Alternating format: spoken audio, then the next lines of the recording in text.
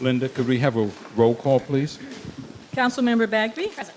Vice Mayor Paula. Here. Councilmember Brigham. Here. Councilmember Russell. Here. Mayor Wolter. Here. Thank you. And I have a bunch of remotes up here.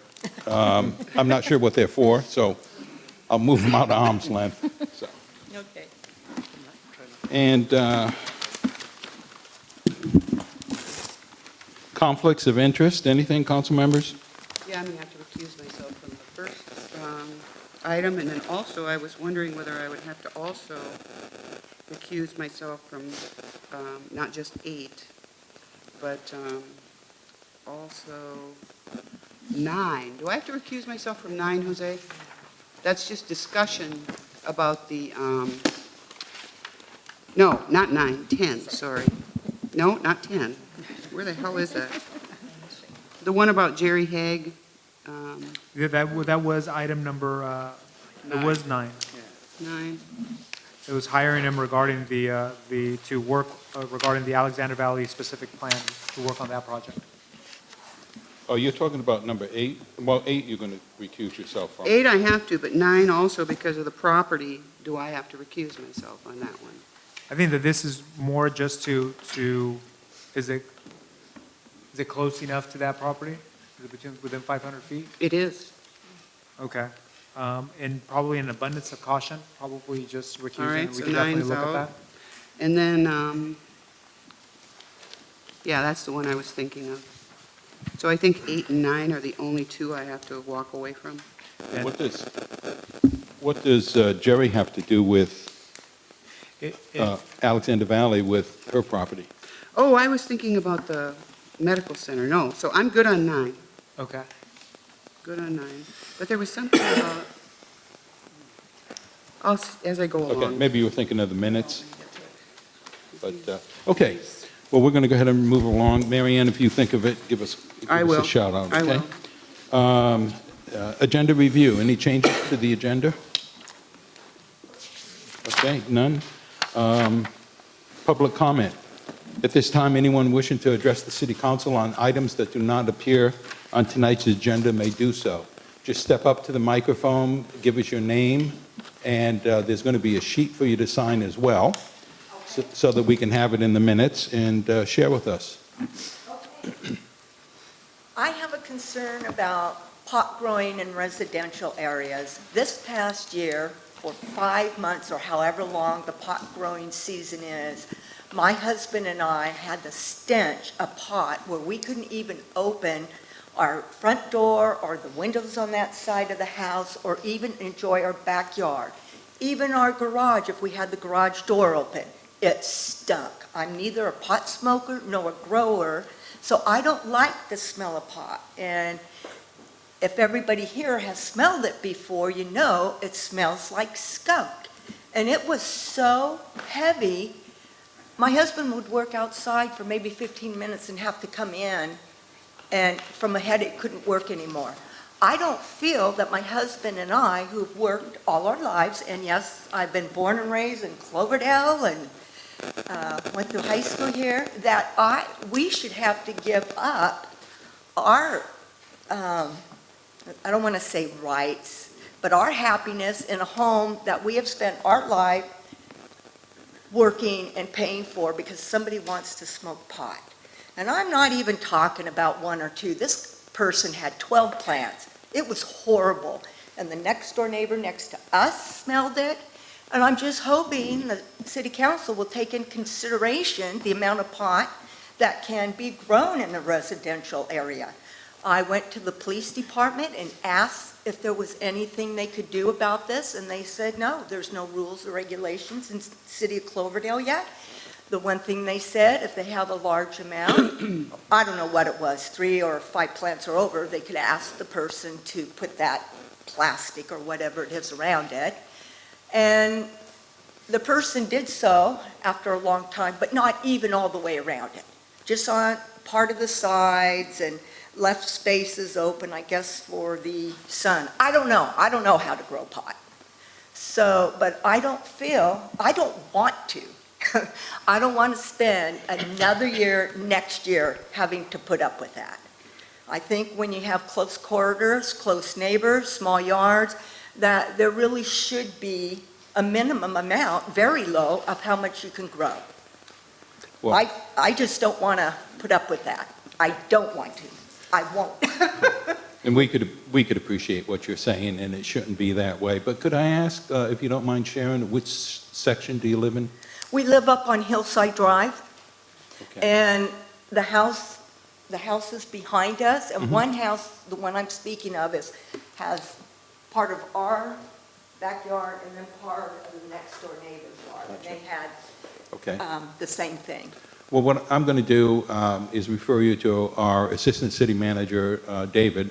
So, David, if you could give her your contact information, and maybe you can go in and chat with him, because I do think there are a few things that we might be able to do to help you with mitigation, so, Well, there are rules, yeah. and it sounds like they were breaking the rules. Yeah, and I would encourage that our acting police chief be present at that meeting. Yeah. Thank you. Okay, thank you. Yeah. If you can be sure to leave your phone number with the clerk, I'll follow up with you, and we'll address your concern. It does definitely, as indicated, does appear to be a violation of our ordinance. We're past the growing season at this point, but tonight on the agenda is an item to bring forward a code enforcement officer, and obviously that will be one of the main goals of that, bringing that position on, is to address these very types of What concerns and are- complaints. Well, Excuse me, you know, what are your we really, regulations? you know, we really can't chat about it because it's not agendized, but maybe we can find something later on in the agenda where we can talk about that. But you're not the only one that has that concern, so. Well, thank you for letting us know you have an issue. Anyone else wanting to address the city council? Oh, I see Mr. Cox is coming up with a show and tell. Good evening, council, staff, student liaison. I'm here on behalf of Greg Carter, a member of the Kiwanis Club, who has started some banners. They're two identical banners that are praising both the CAL FIRE and our Cloverdale Fire Department, that he would like to have all of the city council sign, even city staff when we can get it over to City Hall, and anyone in the audience tonight who would like to sign them. They will be presented to both CAL FIRE and our local fire department as soon as we can get everybody to sign. All of the service clubs pretty much have done so, and we'd like to include city staff and the public. So I will leave these on the counter for now because they are very large. So Okay. thank you very much. Thank you, Bob. Anyone else wishing to address the council on items that are not on tonight's agenda? Quick question, Patrick King, citizen, Cloverdale, California. Hello, quick question on the road construction down by South Cloverdale Boulevard to block off. Is there any update or what's going on? I don't see a lot of work on there, but it looks like a real accident potential down there going to happen. Thank you, Patrick. Staff, if I may, or council, if I may, staff requested a construction schedule from the project proponents for the Renner project. I believe that's what Mr. King is referring to. Understanding is that there was some delay related to the rain event, but we are, as staff, keeping them on task to get that construction completed in accordance with the schedule they provided. As much as we have the power and authority to do so, we just continue to request that they pursue that construction expeditiously as possible. And David, if I'm correct, we're through with the annexation? The ordinance pre-zoning the property has been approved by council. Staff is in the process of submitting the application to LAFCO. There's one pending item that the project proponents have to submit, and that's a map and legal description for the annexation. We've asked and made that request in writing to them to submit that so that we could submit a complete application.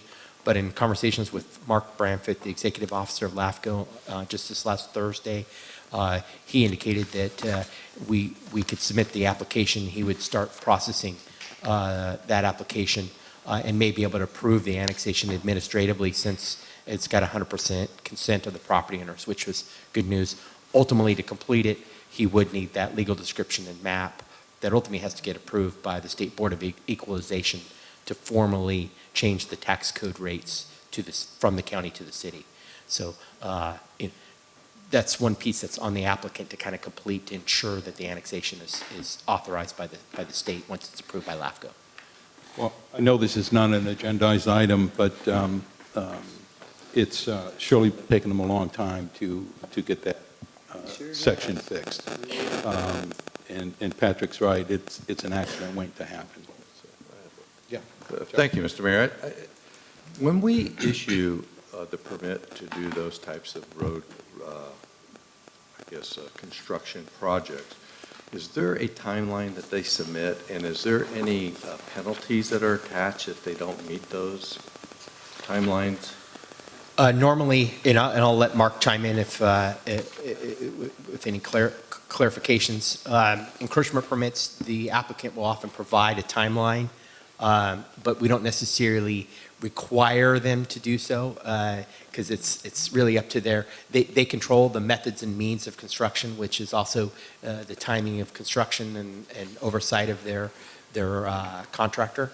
And then there's often other events like rain events and things like that require them to otherwise cease construction. So it's something we can certainly look at in the future if we can kind of require that the work be performed within a certain period of time. Often there's a time frame for the validity of the permit, but it doesn't necessarily set out a construction schedule because that's within their control. So, Mr. Mayor, if I may, I really think we need to take a look at that because this has really been a long time, and there's been rain, but not that much rain, and I know there's been a lack of activity out there on many days, and it seems, I know, as an example, the city of Healdsburg with their roundabout project that's way overdue, I know they had a timeline, and they're actually fining the contractor each day. And I think it's, as long as there's no penalty, there's no motivation to get it done. So I'd like to ask that we have that taken, look at, whether it's maybe assigned to one of our subcommittee, Public Works maybe, to look at that, working with the city attorney to see what's reasonable. And again, it needs to take in things beyond their control, such as weather and all that. Certainly no one's arguing that. But a lot of times it's really because they have other projects going and it's not high on their priority. And I think we need to pay attention to that because it does impact the community in a negative way. So Absolutely. Yeah. So I'd like that to be looked at if we could. We'll make a note of that, and I'll ask Public Works Director, City Engineer Recone to ensure that gets on the next Public Works Subcommittee. Either that or make a stipulation in the contracts that say that if indeed the project isn't completed, they can't move in, open the doors. Or be annexed. Or be annexed. Well, that part's already in the city limits, so the street part, right? It's the actual project that's not, yeah. So, okay. Yeah. It's challenging because it's not a city project, unlike the City of Healdsburg project where they can have an agreement and it has liquidated damages. The encroachment permits typically do not, but that's something we can look at for the future. Yeah. Okay. All right, anyone else on public comment? Understanding that we can't talk about it, even though we just did, but, okay, seeing no one else, we'll go ahead and close the public comment, and we have a presentation by Recology, Inc. Council members, the TV seems to have a glitch, but you have a handout in your packet, if you could follow, and maybe somebody could raise the shade.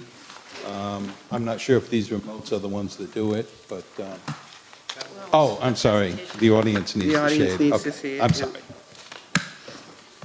sorry. Mayor, members of council, if I may, just a little bit of background. The City of Cloverdale does have a franchise agreement with the Ratto Group to provide solid waste recycling and green waste services to city residents. The presentation tonight is an overview by Recology, who has entered into an agreement with the Ratto Group for Recology to acquire the assets of the Ratto Group and continue the operations of the Ratto Group, in essence, start providing service in the city of Cloverdale. Recology and the Ratto Group are requesting that the city of Cloverdale provide its consent to assign the existing franchise agreement from the Ratto Group to Recology. And this is really kind of the first opportunity for Recology to give you an overview of their firm, which has an extensive operating history in other parts of California, and talk a little bit about what is involved in that assignment. Just following up that presentation is going to be a presentation by Richard DeGory-Irwin with R3. Richard is the City of Cloverdale's consultant and has a long history and background of working with cities, specifically on solid waste consulting services. So he's going to follow up the presentation by Recology and kind of give you some city-specific issues relative to the assignment. But with that said, I'd like to invite Ed Farrell and Celia Ferber up to the dais, and obviously to introduce themselves and give the council an overview on this proposed assignment agreement. Thank you, David. Good evening, all. Again, I'm Ed Farewell, and I am the group manager for Recology for our newly formed Coast Group. And joining me this evening is Celia Ferber. Celia is coming over from our Recology Mountain View operation, and she's going to be our new Waste Zero manager for Recology Sonoma Marin. I think that you probably all received business cards. Celia's cards are the new one. Feel free to call me at any time, but the cell phone is the only good number at this point. So with that, as David had said, Recology has entered into an asset purchase agreement with the Ratto Group, which includes operations, collection operations in Sonoma County, Northern Marin County, and portions of Mendocino County. And for us to move forward with the close of the acquisition, we need the City of Cloverdale's consent to transfer the collection agreement from the Ratto Group over to Recology. And so that's why we're here again tonight. So with that, let's see if I can do this. We're going to provide an overview of Recology. We're going to address the assignment of the existing franchise agreement, and we want to discuss Recology's transition plan for the City of Cloverdale. And I'm going to go through this quickly. We'll start with our vision statement.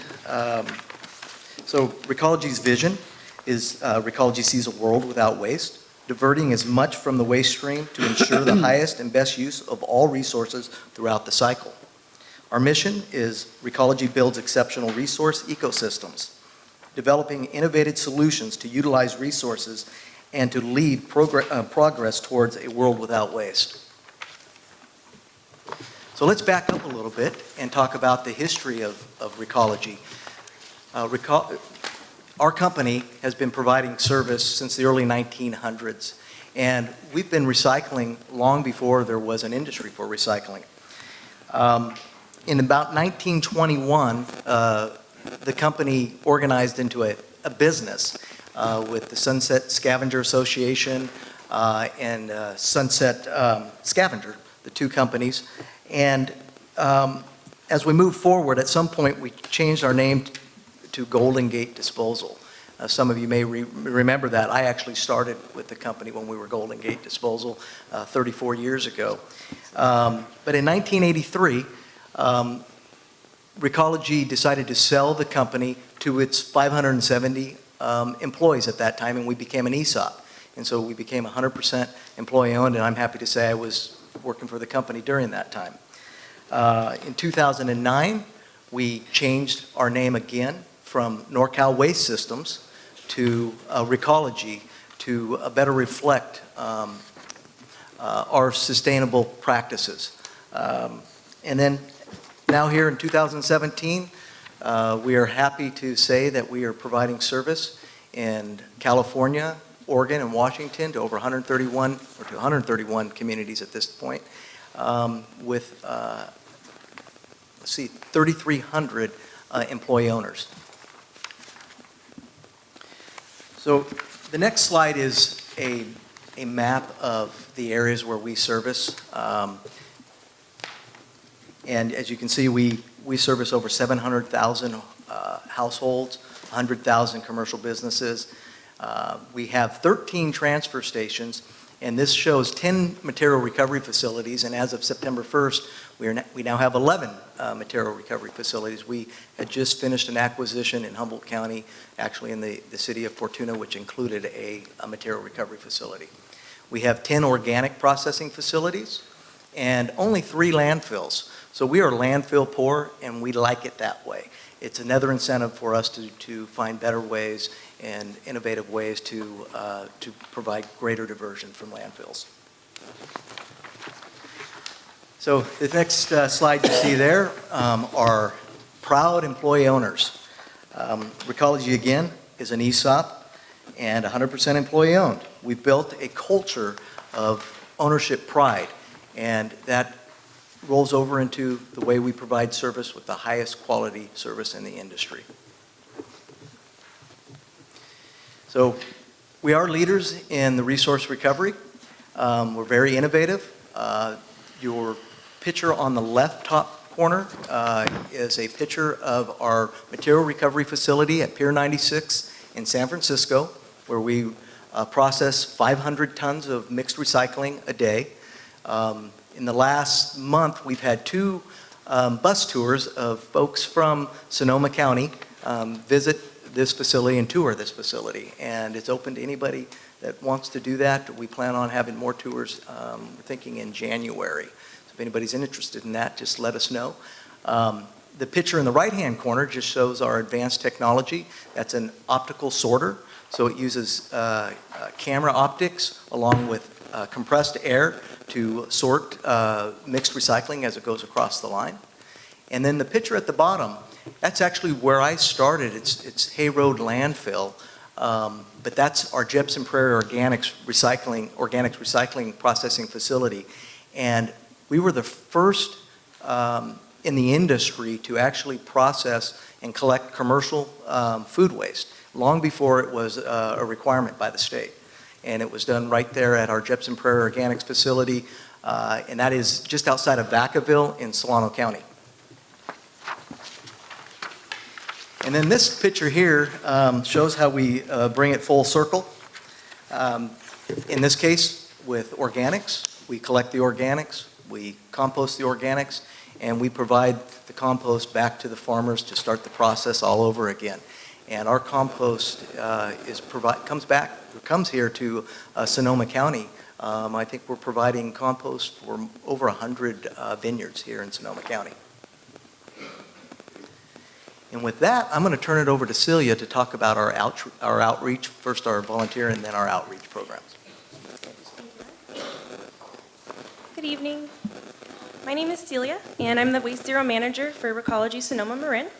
And so the Waste Zero department is leading the public education and outreach efforts for Recology Sonoma Marin, and we're leading the way to increase diversion in the region.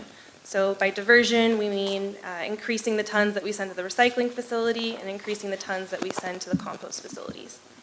So I'm going to get into some strategies that we employ to reach our diversion goals. But before I get into that, I want to just go over this slide about our volunteer efforts. So as employee owners, we really like to give back to the communities that we serve. And it's really amazing when we have these volunteer events. We do about 4 to 5 a year, and they're spread all throughout our operating regions. And hundreds of Recology employees come out to these events, and no one's getting paid to be there. It's on a Saturday. It's just people volunteering their time. I am just going to backtrack you can see on this, backtracked a few slides, you can see that this is kind of evidence of the amount of people, Recology employees that come out to these events. So it's really something, we take pride in that as employee owners. We actually have a volunteer event coming up on December 9th at Howarth Park in Santa Rosa. And if we're the service provider here, which we do look forward to being that, we want to do community volunteer events here as well in Cloverdale. Alrighty, so now I'm going to dive into some of our strategies for increasing diversion and just our outreach and education. This slide goes over our Artist in Residence program, which we're really proud of. We have it in San Francisco. We also have a program in Western Oregon and in Seattle. And it's a great way for artists to show, it has an effect on people when you can show what is currently going into the landfill and you get that different perspective on it, what could be made from that material. So we really do hope to bring the Artist in Residence program to Sonoma and Marin counties and have a robust program like that here. This slide is jam-packed with a lot of different things, so I'm going to kind of go over each picture individually. On the left, you see an educational table. We're happy to provide educational tables at community events where the Waste Zero specialists can, let me just say the Waste Zero department is comprised of myself, 7 Waste Zero specialists, and a public education manager. So at these community events, Waste Zero specialists are happy to host tables and provide education to the community about what might go in the recycling bin, what might go in the organics bin, where to take their hazardous waste, and so forth. As well, for events, we're happy to provide receptacles for disposal. And you can see this in the middle picture. These are an example of carts that we might put in place at an event. We'll have one for recycle, one for compost, one for trash, and they'll all be clearly labeled.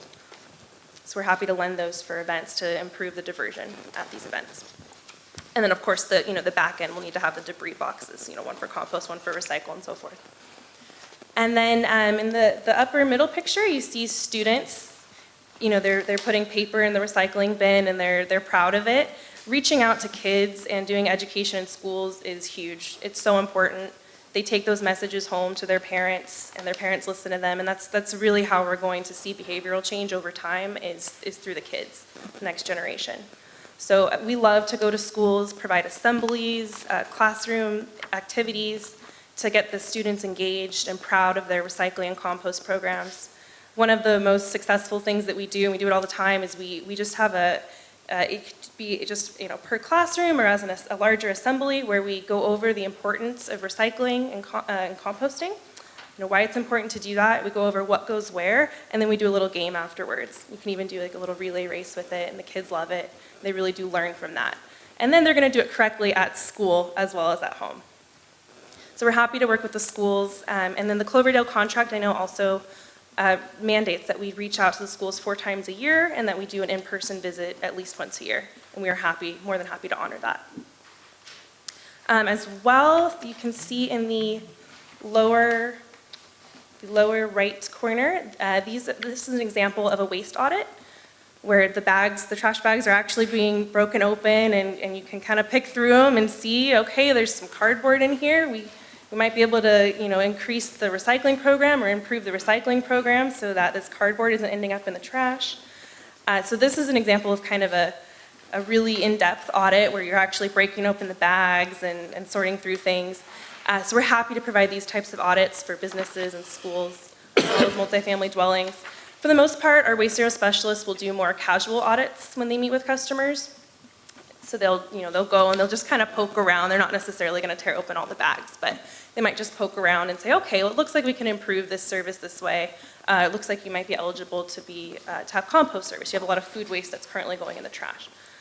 The waste audits are key to improving the diversion. And then in the upper right corner, this is just an example of a presentation. We're happy to give presentations at HOA meetings, to schools, of course, also to businesses who are interested, or even just training employees at businesses on proper procedures. And so we have a wide variety of education and outreach materials. These are so critical to successful programs. We're designing brand new ones for Recology Sonoma Marin that are specific to the region. And so I'll kind of go through each one. In the top middle, you see an example of a label, of a horizontal label. So we're creating horizontal and vertical labels for recycle, trash, and compost. It's very important to have a horizontal label on the front of a container as well as a vertical label on the side. As much signage as possible is ideal. We'd like to have our signage be image-based to transcend language barriers, as well as to be color coordinated, blue for recycle, green for compost, gray or black for trash. And then we're also designing posters that will detail similarly to what the labels will. I should also mention for the labels, the outdoor dumpster bins and carts will have these labels too. And for the dumpster bins, the labels will be reflective, because a lot of material gets taken out at night, and it's important that whoever's taking out that material can easily tell this is a recycling dumpster bin, this is a compost dumpster bin. So that reflective label will be key for that. The posters, so they'll detail similar information as the labels. We're also creating custom posters for schools so that it shows the materials that the kids are actually interacting with on the daily, so that they can relate to it a little bit easier. We'll be doing a biannual newsletter. That's an example of what a Recology newsletter might look like is on the lower left. And so we'll be sending these out twice a year in the winter and the summer. And it'll go over, anything from bulky item cleanups to Christmas tree collections to how to improve your recycling practices, how to improve your composting practices. Businesses, it might detail businesses that are doing a really good job so that those businesses that are diverting as much as possible get that positive publicity. And then the lower right, there's an example of a brochure.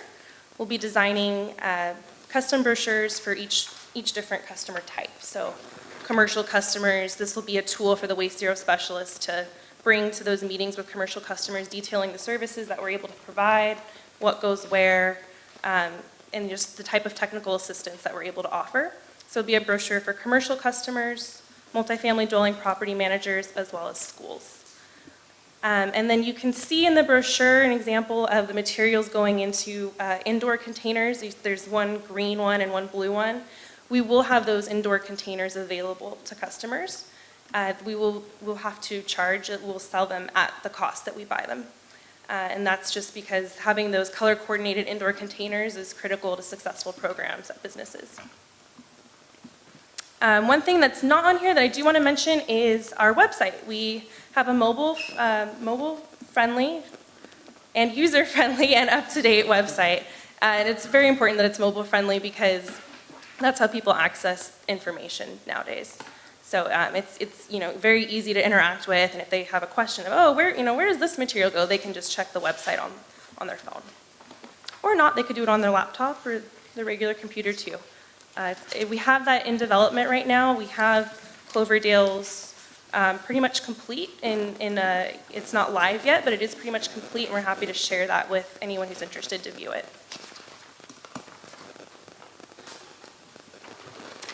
And so, yeah, we look forward to a seamless transition operating in Cloverdale. A couple more slides and we'll be done here. So again, the Recology, City of Cloverdale partnership, Recology has a culture of partnering with our communities. We want to make sure that we achieve the goals with the community hand in hand. So that's the way we prefer, and that's what we plan on doing here if we get given the opportunity. Our transition in Cloverdale will be seamless. It's our intentions to hire all of the current RADO employees, and then obviously adhere and operate under the current collection agreement that's in place today.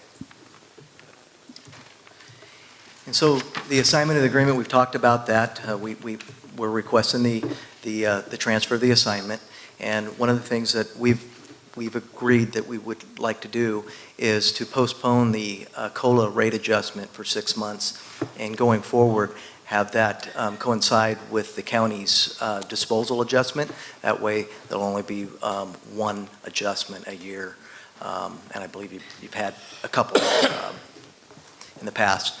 And then for the timing of the transition, if all possible, we're trying to get all the assignments done before December 1st, recognizing that this is a two-step process, but we're doing what we can, and we're asking where we can. So, and then the transition plan, what you could expect.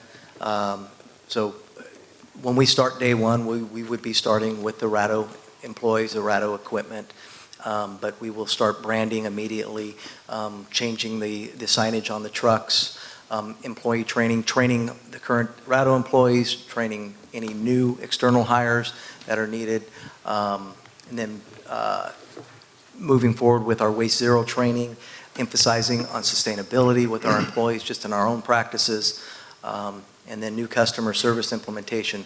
So converting over to Recology's customer service processes and systems, and new safety system and procedures. We will have a safety group working here in Sonoma County, as well as an environmental group. And then the new management of vehicle and equipment. We believe in preventative maintenance. We have a 63-point inspection. So making sure that the trucks are safe when they go out on the road. It reduces breakdowns, and then it increases efficiencies, which ultimately provides better service. And then, of course, our education and outreach that Celia just went over. And that's it. So we're here for any questions. Well, thank you, Ed and Celia. Council members, any questions? Carol? I have a quick one. Thank you very much. It was a good presentation. I've done some personal research on Recology and talked to some folks in different places who are your customers, and they seem reasonably satisfied. I also have done some, and I just got a call today from someone who brought me up to date on some of your employment practices, which I'd heard were pretty good. I was very pleased about what I heard in terms of your payment schedule and your approach to your employees, your approach to unionization, that kind of thing. Very good. But I have a larger question, and I don't know if it's something you want to start addressing, but it's something that troubles me about the industry. There has been such a drop, so we've all heard, in the value of recyclables, that I wonder how that affects you and how you envision the future. You know, I was interested in some of the things you want to do, and I'm all for zero waste world, believe me.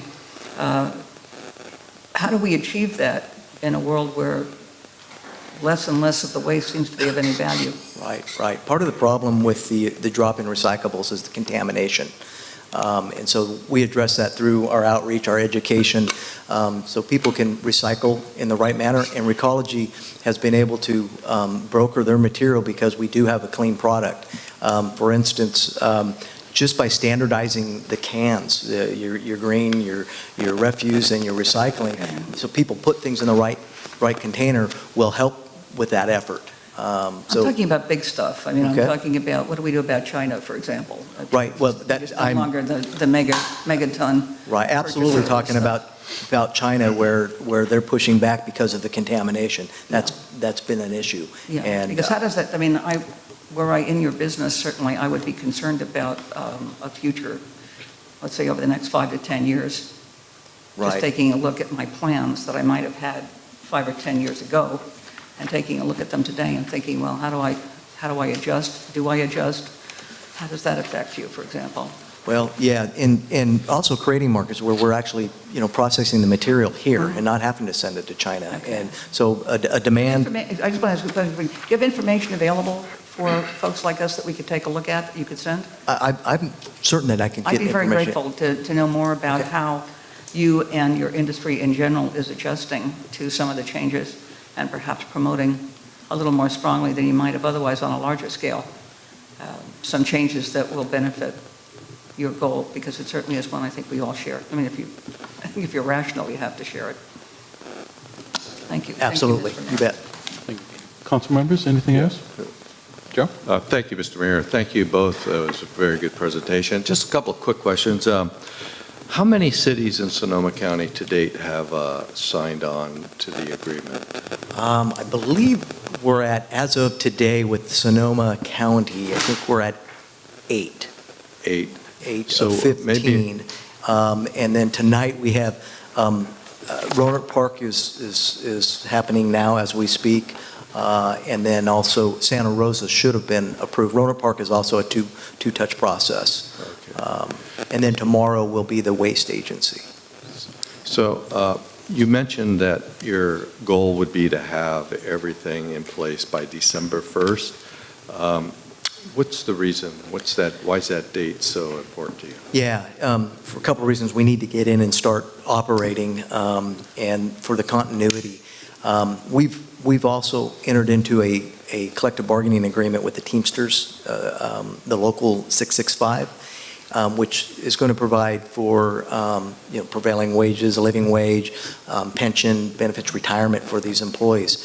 And currently, they're losing employees, and the longer we wait, we're going to lose more employees, and those employees are crucial to a smooth transition. That's one of the reasons. But prolonging it is not going to be helpful. Yeah. Thank you. Anyone else? I just have a couple. We got into composting in the soil.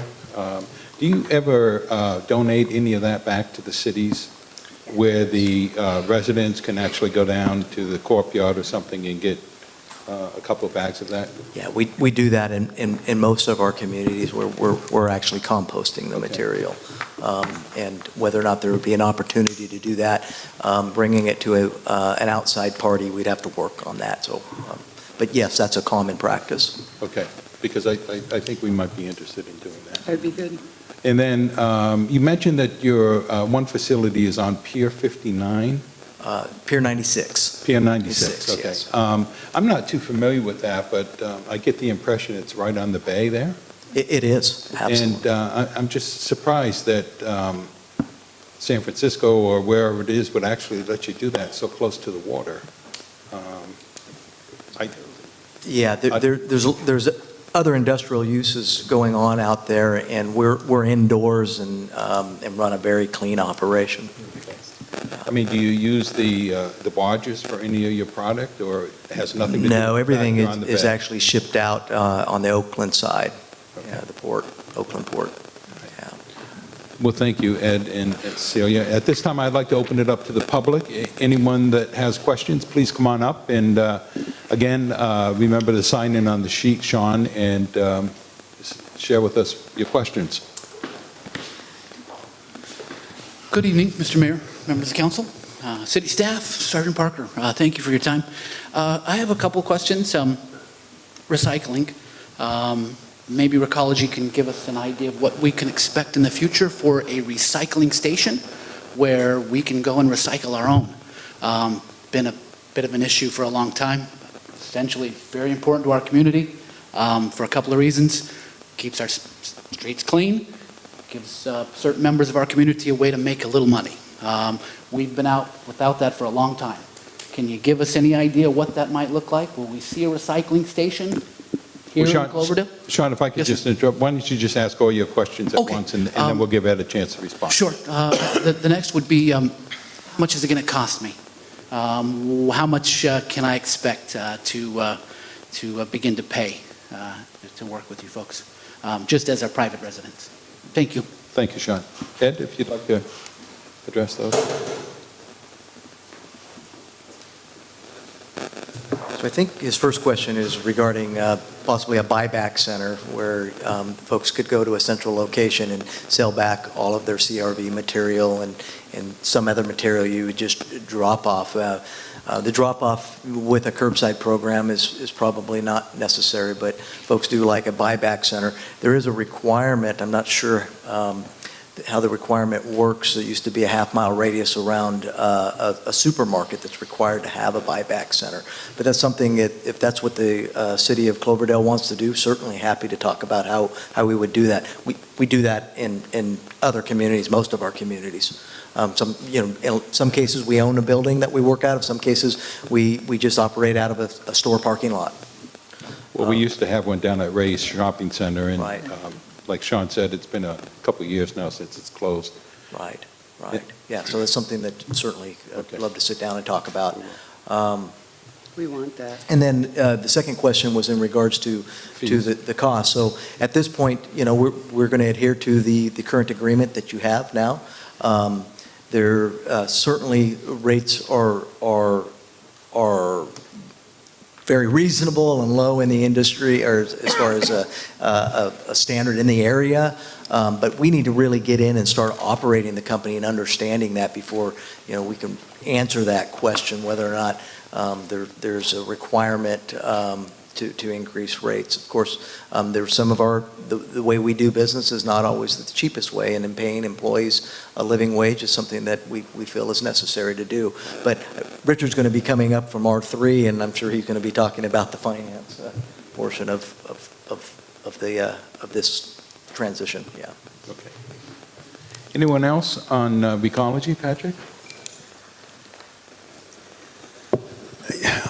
Yeah, Patrick King, Soil King. I work with Recology now, and it seems to have a great relationship with them, and I really like the direction that they're doing.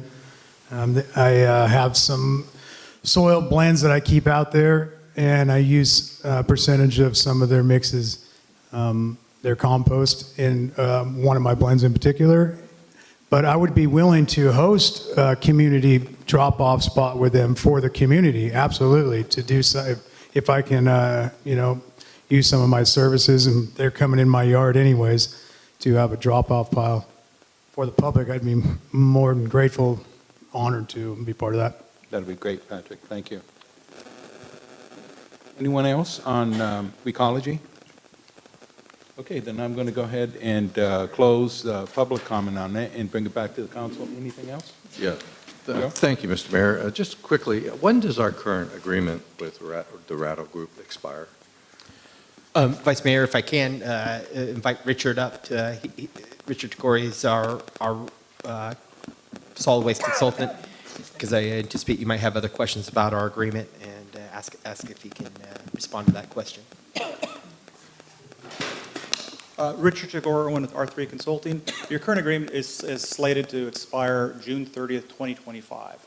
So you have some years to go on it still. So, thank you for that. So if we move forward with the assignment of the agreement to Recology, at the end of that agreement in 2025, they would honor the existing agreement as it's been negotiated. At the end of 2025, we'd have the ability to either go back out for RFPs.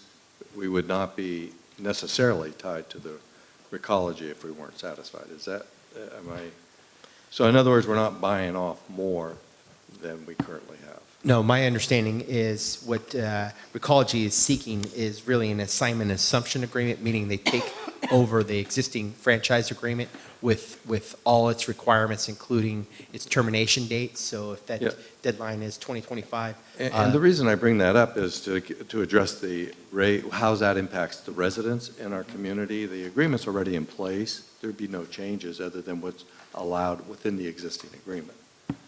Is that correct? I want to make sure. I just want to be clear. I want everybody to be clear out there. So there's really no impacts other than what's already agreed to in our existing agreement. And there's usually a provision for unusual circumstances. For tip fees and different things that go up, yeah. No. I just wanted that to be very clear to everybody. That's the way I thought I understand it, now I do. Thank you. And I think a couple of years ago, we had a unusual fee where we did an increase based on the gas prices. Yeah. There are certain things that do come up.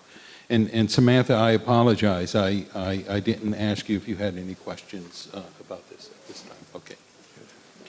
All right. Well, let's move on to R3, consulting. And you're already up there. Or David, did you want to introduce? Yeah, Mayor, if I can. Our R3 Consulting, Richard Tagore, I've had the pleasure of working with Richard for 10 plus years of my career. He's an independent solid waste and recycling consultant that primarily consults for cities like ourselves and the Waste Management Agency, and really provides independent analysis.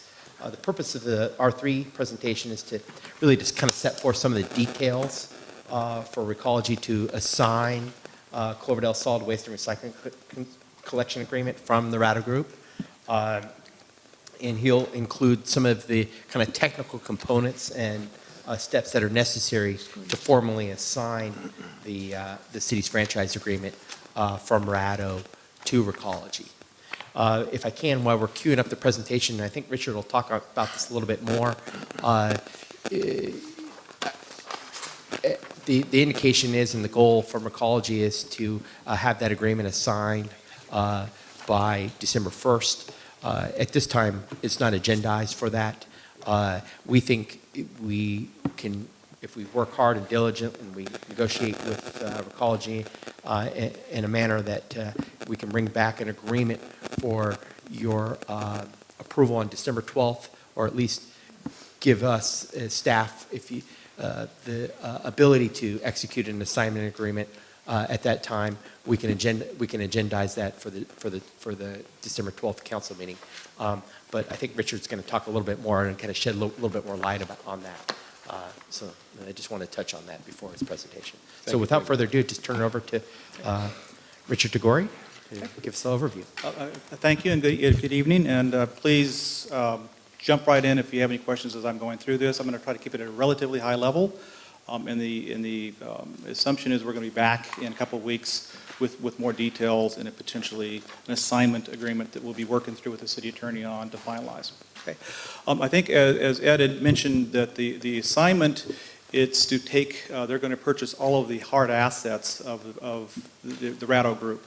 All the cities, franchise agreements, the hard assets in terms of the vehicles, the containers, and the facilities, as well as the contracts with the county that they have, the contract they have with Republic to operate some of the transfer operations at the landfills within the county, and the waste agency.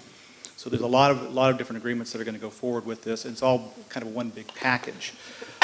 What we were charged to do as part of an overall review of Recology, Petaluma sort of took the lead on this process, was to take a look at the provisions of the franchise agreements, what is required under the assignment clauses of each of the franchise agreements, and specifically to your franchise agreement, for Recology to be qualified. That was sort of the first hurdle. Are they an appropriate vendor for you going forward? We looked at the financial and operational information as provided by Recology. We looked at their ability to provide those services. Do they have the financial ability? Do they have they operated the similar programs elsewhere? Do they have a good proven track record? Okay. And then we also took a look at what would be the potential impact of your customer rates to this assignment. In terms of, I think some of the assignments to date that have been approved, our understanding is Bolinas, Point Arena, Sebastopol, Stinson Beach. We believe, a little update on this slide from today, we believe Santa Rosa, we think they assigned it over today as well. They're also in Santa Rosa, they have a new contract starting with Recology starting January 1st of 2018 regardless, so their assignment would be a short window.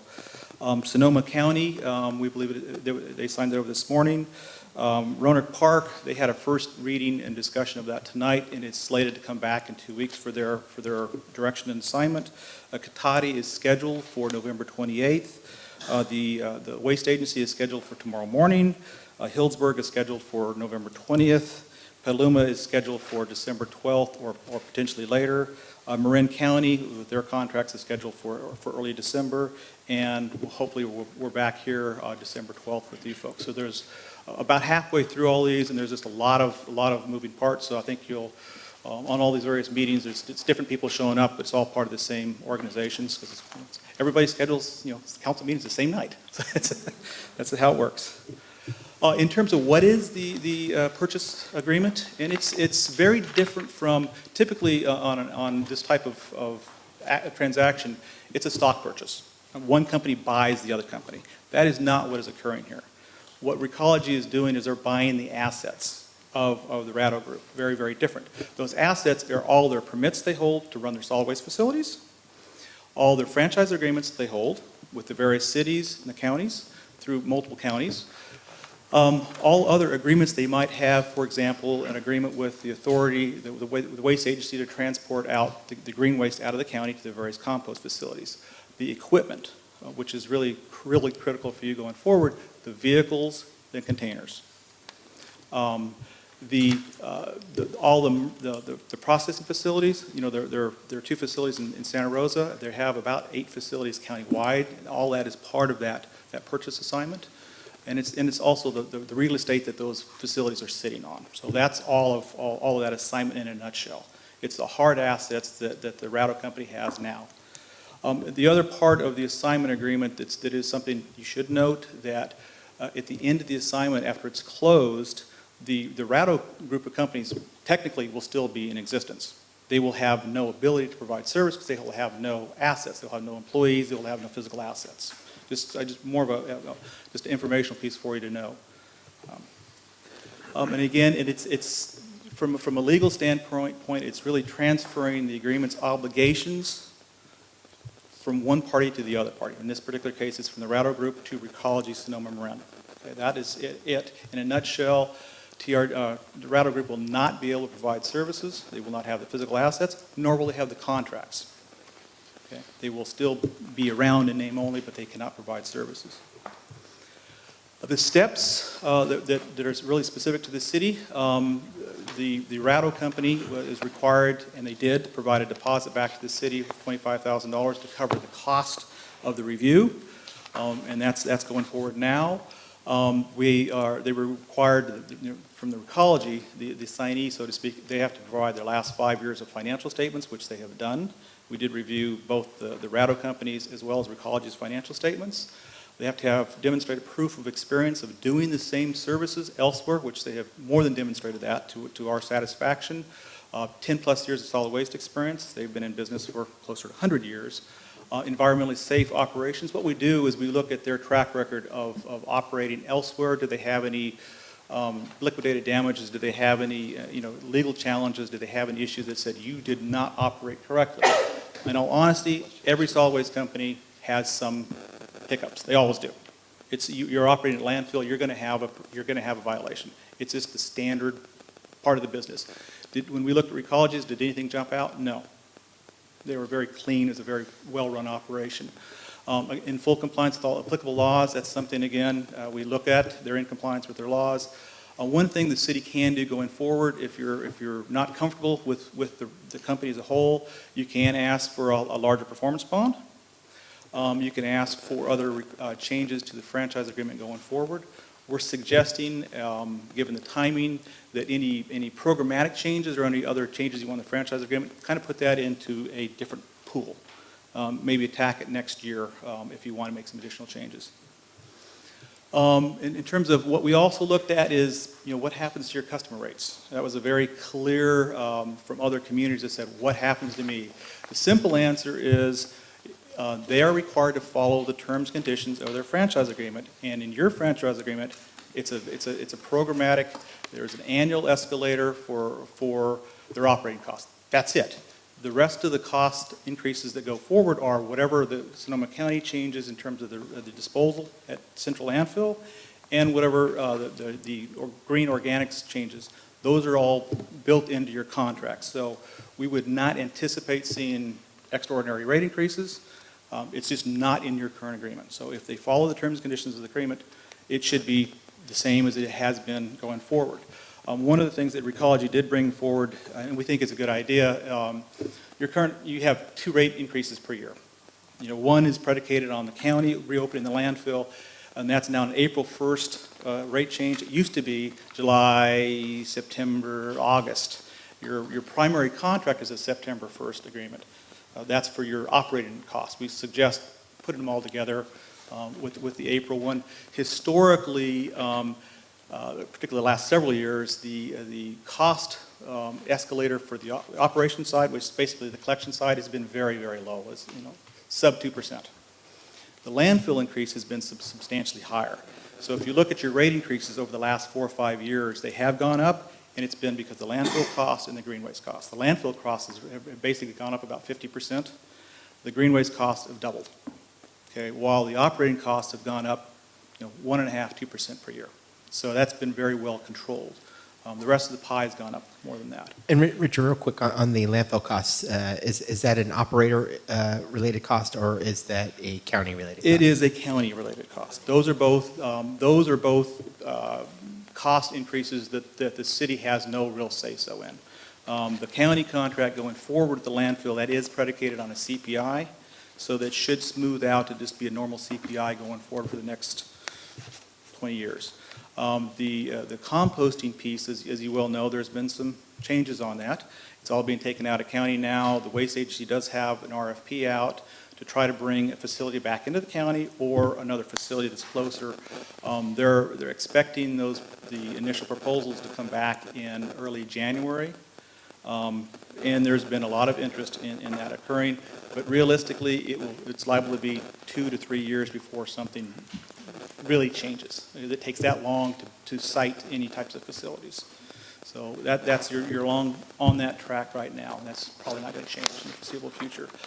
In terms of non-scheduled rate increases, your contract does allow for what's called in essence, an extraordinary rate increase, but there's triggering events. Are there change in law? Did the city ask the contractor to do something different? Has the tipping fees increased that were non-scheduled? So it's not a labor issue. If labor rates go up, that is not considered a triggering event for an additional rate increase. Okay. In terms of the next steps, what we're doing now is we're reviewing your current agreement to making sure the services that are in there are fairly clearly laid out. Identifying potential defects or deficits that are going on now. Your city manager did have us go out and do a very kind of a high-level review of current services, route conditions and whatnot, and we did identify some areas that are going to have to be corrected going forward. The simple one is your diversion requirements are 50% is not being met. It's sub 50, it's like 45%. We're being a little generous because of the contamination issues that have occurred. Your 45% includes contamination, which it's not supposed to be as part of the calculation, so it's probably closer in the mid-30s is where it really is once you factor out contamination. I think Ed had mentioned, and I think you had also raised the whole issue on contamination. That is a big issue. It's largely solved by public education. Consistent messaging, outreach, waste audits of the commercial businesses, that will help tremendously with the contamination, and better processing equipment that has been put in place. So I think that contamination level will actually drop, participation will go up. So I think, but again, the start point to where you are next year, you have to, there's a period of, there's going to be change. There's going to be some changes. Prepare an assignment agreement, which is hopefully not a different, an amendment to the actual franchise agreement, but just a separate agreement between the city and Recology, and probably the Ratto group as well have to sign off on it, kind of laying out the terms and conditions, preconditions of what is to occur to have this thing go forward. We did talk with the city attorney earlier today, and that's in process. We will get that back to you for your December meeting, your December 12th meeting. And that's kind of where we are with it from now. And again, it's about, the rest of the communities in the county are about halfway through that process. So it's starting to gather strength as we're going through. Okay? Any questions? I'm sure we do. I do too. Go ahead. No, I said at this point, I'm okay, Mr. Mayor. I'm curious about the, I'm curious about the street cleaning caveat that the Ratto group right now does our street sweeping, right? It's a side contract? Yes. Is that going to be part of this agreement also, or is it in there already? It's in your current agreement and would continue. One of the items that we are identifying that the city really wants to be looking at going into the future is the equipment being used. The equipment that's been assigned that's being used here is fairly old. It's old and the timing is really bad. Yeah. I mean, you can't go through a neighborhood on Saturday morning when everybody's home. Yeah. It just flies down the middle of the street. They're not supposed to be doing it on Saturdays. I know. Yeah. So there you go. So, and again, we're sort of listing those things out. Age of equipment is a big issue. One of the things when we looked at Recology's operations was what's their replacement schedule? And it's typically 7.5 year to 10-year cycle. They have a very good preventative maintenance program to replace vehicles before they break down to make sure they're operating the street. The Ratto company has run their vehicles longer. When we looked on a countywide basis, the average age of vehicles is 13 plus years here, and the majority of them are older than that. Some are fairly new, but you've got some very old vehicles operating in the county. I think the newest vehicle operating in Cloverdale is a 2007 vehicle, so it's already 11 years old. So Recology as a whole, when they looked into this, they're on the hook for fixing everything, right? So your responsibility is to make sure that happens, that they're held accountable to their contract going forward, that you get the vehicles, you get the containers that you're contracted for. What Recology has indicated that they're looking at about a $60 million investment in the initial year plus on equipment, because a lot of it needs to be replaced. When we look at solid waste firms such as theirs, what we notice, you've got a couple companies like Recology, Waste Management, and Republic. They place a lot of value on preventative maintenance. It is, frankly, it's cheaper to keep the truck repaired and operating than it is to take it offline. So they replace the vehicles in a more programmatic method going forward. And that's, I think you're going to see a service improvement because of that right there. Street sweepers, I think, as you know, they take a beating. And if they're not working well, all they're doing is driving down the road. That's it. They're not really cleaning it up. So. Anyone else, questions? Joe? Thank you, Mr. Mayor. So if I understood you right, it appears majority of the cities, if not all of them in Sonoma County, will have this in place by the end of, in November. So Cloverdale would be the only city that will carry it into December? Petaluma will also. Petaluma. What was Petaluma's target date? I think they were targeting December 4th or 5th. And they also, I believe, they have a two-touch rule, and they may also be dealing with an ordinance, which has a 30-day time frame on an ordinance as well. I think they're working through what their process is right now. Well, the reason I raise it, because I'd like to hear back from Ed to see if it is problematic, if I just hate to see them lose a lot of their qualified employees between now and December 12th. And I'd just like to hear back from you as to what, if any, impact you foresee, or is that a workable timeline in your case?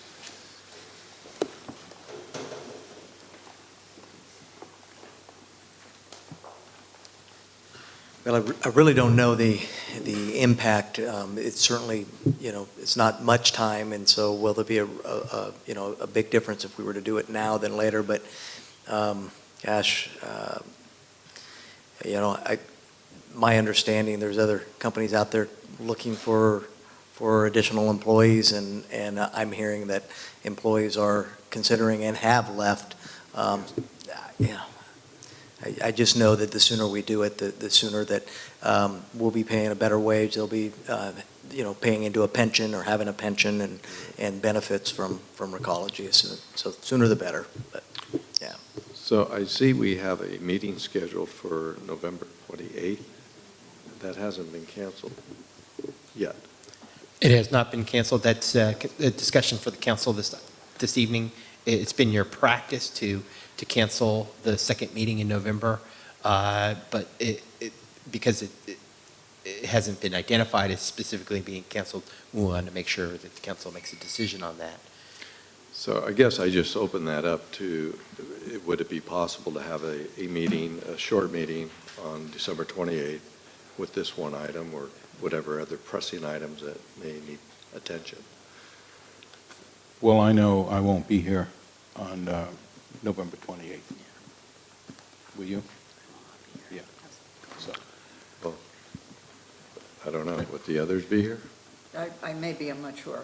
Okay. I think so. All right. So I think I hear what you're saying, Vice Mayor. If we could possibly speed it up and not let it go to the November 14th meeting, that would be great. But we'll be having a conversation later on about whether we're going to be meeting at the end of November or not.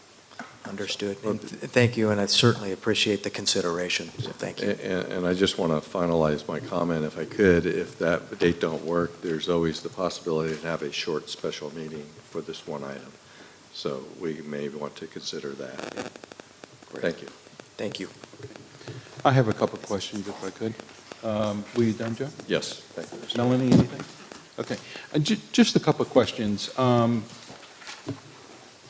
I know with the Rattle Group, we had no downstream liability, and that continues with this contract. That's correct. Okay, and Recology purchased the assets. Did they purchase the liabilities too? They are responsible going forward Okay. the downstream liability still rests with the county and your waste disposal agreement, which is another document that will need to be signed as part of this transition, if you will. Okay. I just want to make sure that once Rattle has signed off on everything, that maybe a third party can't come after at least Cloverdale, I don't care about the rest of the cities, can't come after Cloverdale for any potential liability that they may have. So you're saying yes, they can, right? Well, No, going forward, he said. probably weigh in with the city attorney on that to make sure there's provisions in any assignment agreement to, frankly, make sure the city is covered both ways, forwards and backwards. And we would definitely take a look at it. Usually assignment and assumptions, they step into the shoes of the developer, the contractor, whoever it is, and they take on all the benefits and all the liabilities of that contractor. But we'll take a look at that, for Okay, sure. good. All right, at this time, I would like to open it up to the public. Anyone wanting to come up and ask a question of R3, please do so. Okay, seeing no one, thank you for the presentations this evening, and hopefully we can make your deadline. And Mayor, and council members, if I can, I just point out that we'll work diligently with Richard DeGore as well as the team with Recology to provide them a assignment and assumption agreement. Obviously, it's always a discussion to make sure that we both agree to that agreement, with the goal of bringing it back on the December 12th meeting for your final approval. If council otherwise decides not to hold the meeting on the 28th, it would be our goal to try to bring it forward at that time. But that's a very quick timeline to turn around a very important agreement to our community. Thank you. Okay, if we could move right along. Next is the consent calendar. All items under the consent calendar will be considered together with one motion, unless any member of the public, city council, wishes to have an item pulled from the consent calendar and discussed separately. Mayor, if I may, please, I just noticed an error. Yeah, on the Minutes of November previous 24th? meeting, right, not November 24th, October 24th, please. Okay. Why don't we go ahead and pull item number 3, and we can do a consent calendar on 4, 5, 6, and 7. Move consent? Second. Could we have a roll call, please, Linda? Councilmember Bagby? Aye. Councilmember Brigham? Aye. Vice Mayor Paula? Aye. Councilmember Russell? Aye. Mayor Wolter? Aye. And Sammy's here, too. Oh, Linda. yes. Samantha, please. Okay. So let's discuss item number 3. If somebody would like to make a motion to approve it, amending the date. Mr. Mayor, I'd like to move approval as amended. Okay. So the date was amended, Linda. Yes. Thank Okay. you. And could we have a roll call on that? Vice Mayor Paula? Aye. Councilmember Brigham? Aye. Councilmember Russell? Aye. Councilmember Bagby? Aye. Mayor Wolter? Aye. Samantha? Aye. Thank you. Okay.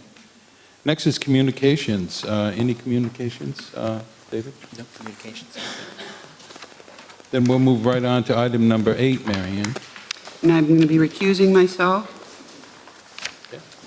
So, Linda, let the records reflect that Councilmember Brigham has stepped down from the dais. And if I may, maybe also related to a potential business and property conflict. Yes.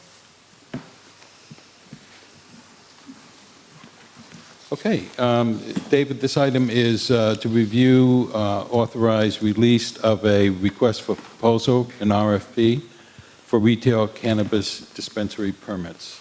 Correct, Mayor and members of council. The item before you tonight is to review and authorize release of an RFP for retail cannabis dispensary permits, seeking proposals from parties for up to 2 retail cannabis dispensaries in the city of Cloverdale. Your city's cannabis implementation team developed a very comprehensive and detailed, what I'll call RFP, which requests proposals from qualified firms and/or proposer teams who wish to be considered for issuance of a retail cannabis dispensary permit. The RFP does identify the proposal requirements for the cannabis dispensaries. Those are really those items set forth in the ordinance that was adopted by council, which included that it would result in the issuance of a maximum of 2. That doesn't require the council to issue 2 permits for retail dispensaries, but it does provide the maximum number, and also sets forth the various guidelines for operating a commercial cannabis dispensary within the City of Cloverdale, including its commercial zoning districts. The RFP, which is included in your packet, is as I indicated, fairly comprehensive. It's got a number of sections, and rather than walk through all of those sections, I really wanted to kind of touch on what staff saw as kind of 2 main components of the RFP. When the RFP really entails a 2-step or 2-phase evaluation process. The first phase consists of the background check process, and the second phase consists of submittal of a detailed business proposal. The reason we did that, our staff is recommending that 2-phase process, is one, to ensure that any business proposal does meet the background check requirements called for in the ordinance, and that if they don't proceed to step 2. As you may recall, the fee schedule that was adopted by the council set forth a fee schedule for the phase 1 and phase 2 process. So if a firm was unable to meet the phase 1 background check process, they wouldn't be allowed to move to the phase 2. So with that said, the RFP is written, does anticipate a release date of Monday, November 20th of next week. And we've allowed for roughly a 10-day time frame to allow proposers to submit written questions. We think that that's important. Similar to any proposal process, we want to make sure that any proposers have a clear understanding of all the requirements, and it gives them the opportunity to submit questions within that 10 days. That's followed up with a deadline on the background check. It's not included in the packet, but what there will be is an application to conduct the background check and the fingerprinting check that would be conducted by the City of Cloverdale's Police Department. Assuming all of the proposers who submit that phase 1 application are, complete that process satisfactorily, they will be invited to move to the phase 2 process. The phase 2 process, well, let me step back. We expect, based on the police department's experience, it can take up to 30 days to complete a thorough background check and to also get those fingerprints back. We wanted to ensure that the proposal included adequate time frame to provide for that, because if it didn't and someone didn't get their fingerprints back in time, we didn't want them to be prohibited from moving to phase 2. So we provided and built in a 30-day time frame for that background check. Moving on, we would provide notification to all the successful candidates that did complete that process. And on January 25th, the phase 2 proposals would be due. And I'll talk a little bit more about that, but I want to complete the timeline. Once the proposals are accepted, within 2 weeks, there'd be a notification of interviews. The current proposal is that over 2 days, staff would conduct preliminary interviews of all the firms that submitted a proposal under phase 2. Ultimately, staff would conduct a ranking in accordance with the RFP, and those rankings would be provided to council, as what we've currently scheduled here is Tuesday, March 13th. The time frame involved for that RFP process is roughly a 16-week schedule. Now, to talk a little bit about the phase 2 process, the proposals include a request to include 11 separate components. All of those components are intended to address the requirements included in the ordinance. First of which is just a simple cover letter, followed with information about the team that's submitting the proposal, a general company history. Probably one of the more important components is really the business plan summary and the budget, along with proof of capitalization, a summary of the security plan, a convenience for the community and why it's going to be serve the community, serve the community of Cloverdale. Divider number 8 covers facility, environmental, and design considerations, and that's really to ensure that your planning and zoning requirements are adhered to as part of this proposal, that we're not approving anything that, or you're considering anything that doesn't meet with your planning and zoning requirements. Divider 9 would be community benefits, followed by product labeling and safety, product safety and labeling, and then hiring and employment practices. And so those are all spelled out in detail in the RFP that's included in your packet. And it's staff's goal to ensure that once these proposers ultimately provide a presentation to council, that you're seeing a complete picture of these proposed dispensaries, and that you have a full understanding of the permit that you will ultimately be granting, assuming you want to do so. Staff's recommendation tonight is that you make any final adjustments to the RFP and enable us to be able to release that on Monday of next week. Ultimately what we will do if council approves the RFP tonight is put an acknowledgement form on our website. We do need to track all requesters of the RFP to ensure that if there are any addendum that are released, that we have all of their contact information so we can make sure that they receive those addenda. So it's kind of a proposer's list. And we do have a dedicated website, webpage, cloverdale.net/cannabis. Currently on that website, for the council's reference, are applications for commercial cultivation as well as manufacturing, testing, and distribution. So those applications are now available on the city's website. And with your approval of the RFP tonight, that will be the next step in implementation of the cannabis ordinance. So happy to entertain any questions the council has. Thank you, David. Before we have questions, could we possibly get this light turned off and the shade up, however you do that? Get this away. Once more. Twice? And there you go. Thank you. So, council members, questions? Carol, would you like to Thank you very start? much, Mr. Mayor. Yeah, I have a couple of comments and some sort of questions, suggestions. Overall, I like this. It's in good plain language, spells everything out pretty clearly. I would like to see some refinement. I certainly would approve this to move ahead, but I'd like to suggest a couple of things. The interviews for the candidates, the applicants, I should say. Bear with me, it's by old HR lady. I will always say candidate rather than application person. But I would like to see the set of questions that they're going to be asked. We need a pre-approved set of questions divided amongst the panelists. I would imagine each panelist or proposed panelist could submit some questions that they have and maybe do a little prep work on that. We've got to be absolutely consistent, including in our rating system, which was the other thing I wanted to see was the development of some kind of standardized rating form, which should not be too difficult, but these things are always good to have for a multitude of reasons.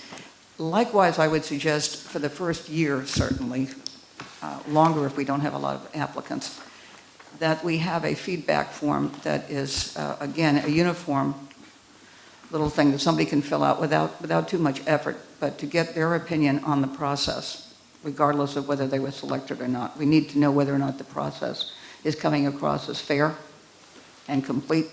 And also, I find very often some of the best suggestions you have for future questions come from people who were not accepted, as opposed to the people who were. They often will come up with something that they don't think you asked them that would have been very important. So that's the kind of thing I'd like to see, and I would suggest when it comes to candidate feedback, it should come to the council, and it should be a very confidential form, as they all should be, but especially the applicant feedback, excuse me, that they should be reassured will not necessarily be shared with anyone else. Also, there was a minor question I had, which the form of the information I said was pretty well spelled out. It was clear you could understand it. There weren't a lot of in words used or phrases or artificial things, but there was one that threw me. On page 10, under divider 4, I think it's line 5 down the paragraph, there is a note here. We're talking about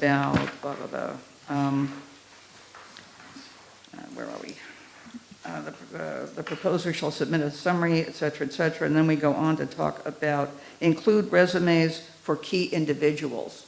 But we haven't used the expression, unless we did and I missed it, key individuals anyplace else where we defined them. So I would suggest that we spell that out, because I'm not quite sure who the key individuals are. How those are the people who are running the business and developing it and investing in it? Are they the employees? How about the lawyers and the accountants and somebody else you're using as a consultant? I don't know. That's up to the ad hoc to decide, but I would suggest we make sure we spell that kind of thing out. And let's see. That's about it. Thank you. Thank you, Carol. David, did you want to try and answer any of those? As far as the questions go, I think that was Carol's first question.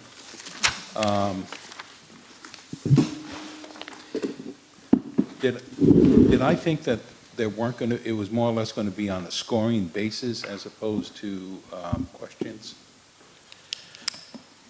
There is a, included in the in the RFP, and I think it's page 15 of the RFP, there is set forth a evaluation team selection criteria, and those are based on the components of the RFP itself. I think what Councilmember Russell is asking for is kind of what's the technical term, the rubric, if you will, for how you meet those criteria. And the way staff is looking at it is really are all of the components that are required, for example, under business plan, I believe there are 5 of them, are met. And so, you know, if you go through the proposal and all 5 of those components there are in the proposal, then the assumption would be that they would receive the full points for that. Then in that case, why are you interviewing them? Well, I think the interview is to seek any clarification where there may be some questions about. That's what I'm talking about. I'm talking about a form that says Mary Jones and Gabriel Hernandez applied for this, and they met the following criteria, check, check, check, check, check, and it's initialed by whoever approved it or whatever, you know, just so you've got proof somewhere that you went over exactly the same thing with every single person. And there will be conversation that you have with people when you bring them in. And when I say questions, again, that's my old HR background. I want a record of any interaction that you have with those people, and it has to be consistent with everyone. So if you ask a question of someone like, well, now we see, Mary and Gabriel, that you've completed X, X, X, and X. However, we're unsure about why. We didn't get that form. The question has to be asked the same way of everybody about anything that's missing. I want to make sure this is done as professional, but also as fair and clear a fashion, because even a word or two can be interpreted by somebody, particularly if they are turned down, as either prejudicial or different from what they heard somebody else get asked. Let's just have standardized forms. And again, I think we should work out a system so we know how we're going to phrase our questions to someone about something that's missing, or to amplify information where perhaps they submitted something, so technically they gave us what was okay, but it isn't enough for us to make a decision. And the other thing is, are we making our decisions? I think the council needs to know this, so do applicants. Are the decisions made on the basis of those forms? And that's it. Because if that's the question, when they go in to meet you, they're really delivering a form, are they not? And answering questions about the form if they come up. There is no interview. It's not a personalized interview. It's simply a checkoff system. Well, I think staff did envision that there, for example, if one proposer may be missing information on the security plan. That's what I'm saying, yeah. We may ask them about the security plan. And in that case, you want to have a systematized way of asking everybody to give you information about something. It may be that you'll have to work this out, but in this situation, it may be, okay, you were fine on this part of what you're supposed to supply, but on this form, we didn't quite get the key people, or we're not sure we got everybody. And you just want to make sure that you have your questions standardized so they are asked the same of every single person. And also, I'd like to know, as a council member, but I certainly would want to, as a person who would be turned down or accepted, I'd like to know what the criteria was, if there was anything other than the form I submitted, or if there was something on the forms I submitted that either didn't meet your requirements or revealed something you didn't like. You know, I guess one point I think it's I important to need to make know why you turned me down. is that ultimately the decision to make a selection relative to a dispensary permit is the council's Well, that's why decision. we need the information. The goal point. of conducting the ranking and interview process is really to ensure that you've got complete proposals, that all the components are there, that That's- anything that That's my point. may be misunderstood or not addressed. I understand that. I think you're missing my point. When you're dealing with people, okay, in a situation where you are going to accept some and decline others, you need to have all of your forms and your questions and your evaluation of that individual exactly the same format as everybody else. And that's all I want to see, is I want to see that format. I see our attorney is nodding yes, he's not nodding no at me, so that's usually a good sign. No, Jose? I definitely understand what you're saying, especially in the HR world, we see that a lot. But when issuing big permits, everything being standardized, everybody being asked the same question, because the criteria that folks are judged by Yes. are the same. Yes. Because it's really, as far as staff goes, there's a checklist of things that That's what I want. everybody should know. I want to make Okay. sure that is absolutely done, and that there are rules about what I'm allowed to ask and what, if I'm representing the city, either as a first-round person or a second-round person as a council member. I need to know what has been reviewed, what hasn't. It has to be the same for everybody. And I also need to know if there ever are any boundaries in terms of what I can ask or what I can do when I'm meeting somebody face-to-face. Because I don't want to have us get involved which it is with human beings. Somebody comes in, I like them, I talk to them, right? We're schmoozing together, life is wonderful, and they get selected. And the person who came in, who feels they were just as qualified, that I didn't schmooze with, but they found out I schmoozed with the other person, is not going to be real happy. So that's what I look for, standardized. Doesn't have to be inhuman, it just has to be standardized. So nobody can come back and say, you treated me differently than you treated the other one. Or you Okay, evaluated me differently on different criteria. Are you okay with Carol's direction on that? Yeah, that's certainly understood. I think because of the nature of the schedule, that wouldn't be something we would include in the RFP. That would take time for us to develop a standard set of questions So, Mr. and include in the RFP, which is due for release on Monday. If that's the council's direction, we can certainly do that. It would take us some time to develop. Mr. Mayor, if I may Sure. just make a comment, that's further down in the process. It shouldn't impact, I think what Councilmember Russell said, you could work with the city attorney's office to make sure that the standardized, but that's down the road. You don't need that to get the RFP out. You need that when it gets to that part of the Yeah, interview. you So that would be. get to right away. This is the after, that's the second step. My suggestion Yeah. that you work on that. In the Just get it meantime, down. we move forward with. Right. Yeah, I'm not suggesting that the RFP get ignored. I'm suggesting that we make sure that we have that portion taken care of when we get the applicants back. Jose, did you want to add anything to that? No, and the direction definitely understood is just be very consistent regarding the questions. Just develop the questions that staff is going to use. I don't think it's something to share with the applicants, but it's something that we use the same Consistent. questions, be consistent. And then the idea is bringing it obviously to the council is going to have to interview folks and the selection process and the meeting when the permit gets issued. There, it is a lot of times more of a conversation, but as far as staff goes, we should definitely be very, very consistent with everybody. With everybody. Thank you very much. Vice Mayor Paula, did you want to add anything else? No, thank you. Melanie, anything on it? Okay, at this time, I'd like to open it up to the public. Anyone that would like to address this, we're talking about the RFP. So if anybody would like to talk about the RFP, come on up to the podium and give us your name and tell us what you have to say.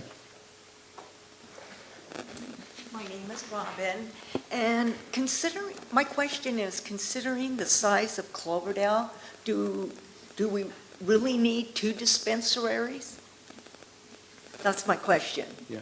You know, we aren't Santa Rosa or, Yeah, You know, well, when we started this process, there were some in the community that felt we should have had more. And so the way we left it was, we decided where they could be located based on our zoning and how properties are zoned, and we decided that 2 was a sufficient number. So, yeah, we do have to have 2. Well, we decided to have 2, yeah, we don't have to have any, but we've decided on 2. Sean? Yes, sir. Mr. Mayor, City Council, thank you for your time. Fantastic job. Boy, every T, every I. I have to say a little heavy. I still am anticipating and looking forward to the day that this is normalized.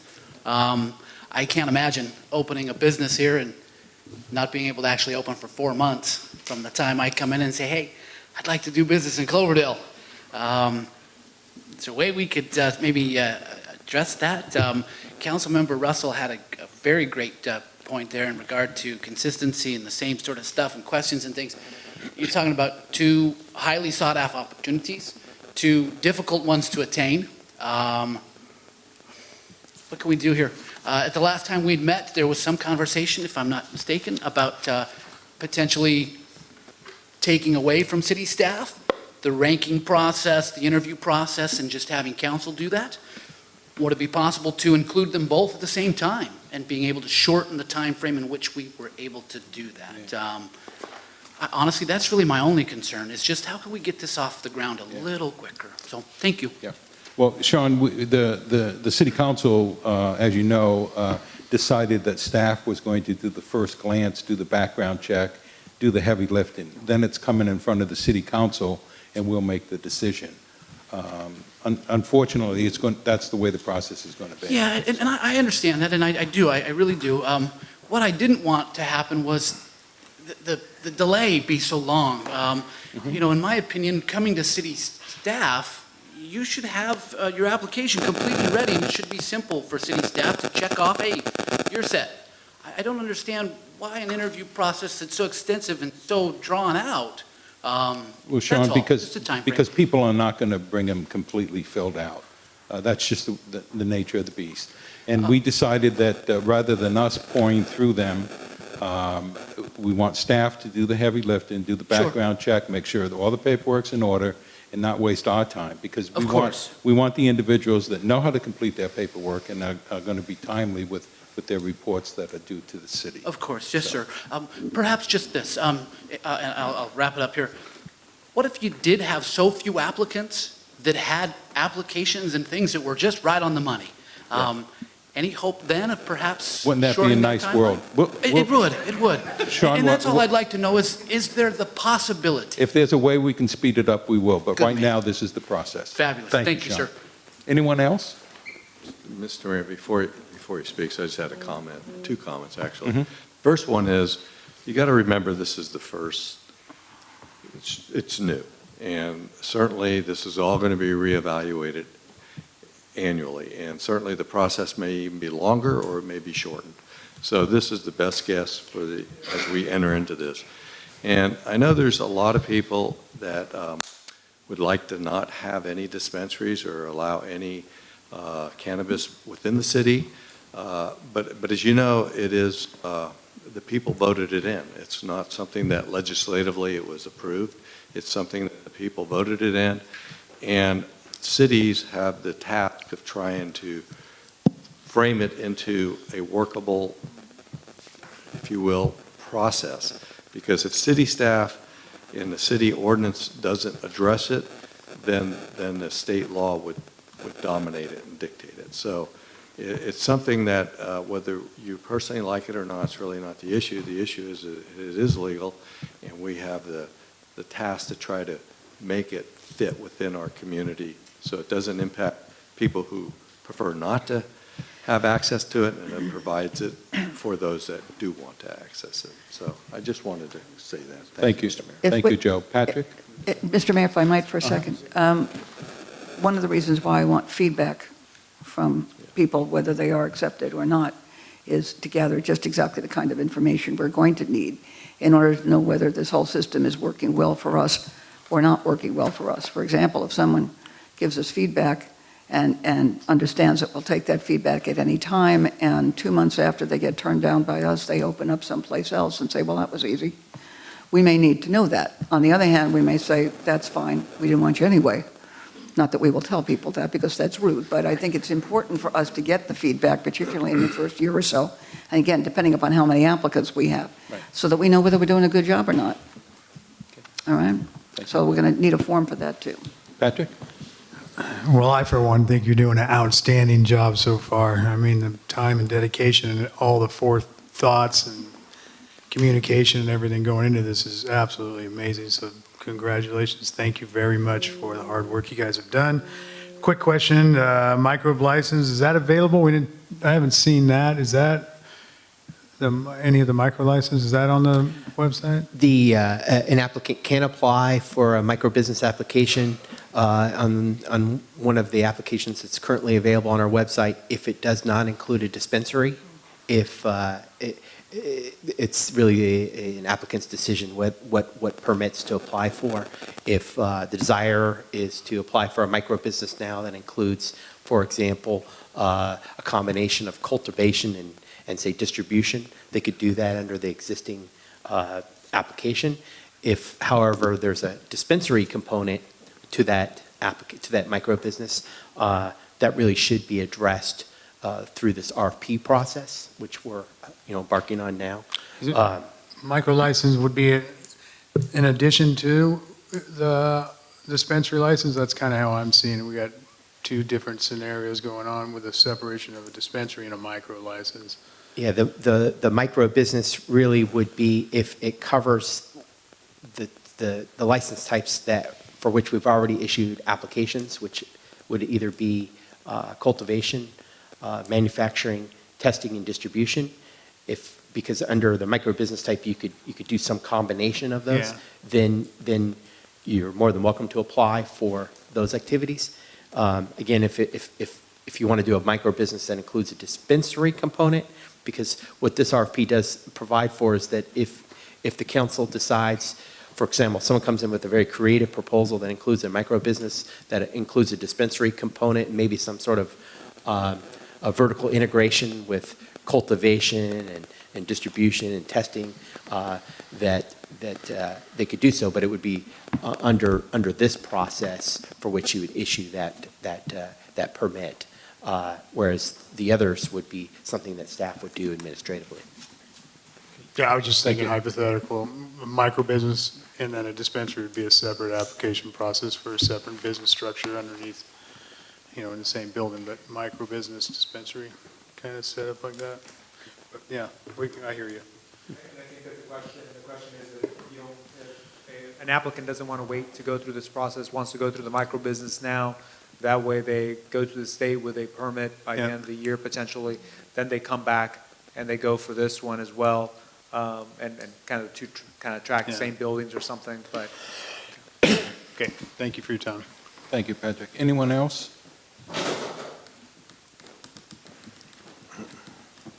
Good evening, City Council, Shirley Davis.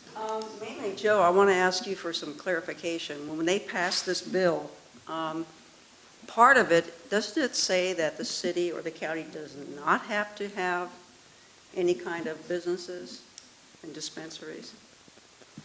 That's also part of it, right? I believe, and we can defer that to city attorney, I believe that it will allow you to ban dispensaries in the existing law. And I think businesses as well, because Windsor's not doing it and so forth. Well, I don't think. They sent the bill to me. Let the city attorney address that, please. Yeah. And that is correct. Regarding commercial cannabis, the cities do have the local control to say no to commercial cannabis. Some cities have said no across the board. Where the city doesn't have an option is for the personal cultivation of 6 plants indoors. So I just want to make sure that this person understands that Right. you're saying that we Well- have to do it, but you don't really have to do it. And you're exactly right. But I think what I was trying to say, and maybe I wasn't clear, so I'll try to, with Mr. Mayor, I'd like to just clarify it. is the people did vote it in, and it's in the law. And there was and I think I explained this once before, working closely with the League of California Cities, there was no local control in the original bill that went out. And through negotiations statewide, trying to get some local control so we could say where they could go and can't go, there was a study done statewide, and it would have passed. That's what the message came back to the league. So they went in and negotiated and came out with a neutral position, which allowed that to get some of these controls back into the bill. My biggest fear, and I've said this before, and I'll say it again, I've said it to other cities, is if we ignore what the intent of the people was, and that is to have dispensaries and make it available, then it will be another bill, and we will have no control. And they will go where they go, and there's nothing we could do about it legislatively. It will take a vote of the people. So I think trying to balance this, trying to have no impact on the most people within the residents, trying to provide what the intent of the voter was, and that's to have this available. So it's a tough one. Personally, I was in law enforcement. I personally voted against it. It's not something I condone, but it's something I'm not here for my own agenda. It passed statewide. It is the law. We need to try to work within it. Certainly we could, take the hard line like some cities have, but I think if enough cities do that, it will be on the ballot again, and we will lose whatever control we gain. So my goal would be to try to regulate it, not lose control. And Shirley, So thank you for bringing that up. I'm sorry. And Shirley, I know you and I have had this conversation, in the city of Cloverdale, with the ballot, 58% of the people said that they were in favor of it, and 42% said no. And the city of Windsor, I think, had a similar outcome. But the point I think Vice Mayor Powell is making, and I know the way I'm looking at it, 58% of the community said they want it, and that's who we serve. And the 42% were serving by only opening 2 dispensaries. We're trying to strike that balance. We represent all of the people. Some of them want it, some of them don't. What's that balance? Yeah. With the recreational, we said no outdoor grows. It's got to be grown inside. And again, it's because of the odor. If it's for medical purposes, you can grow it outside.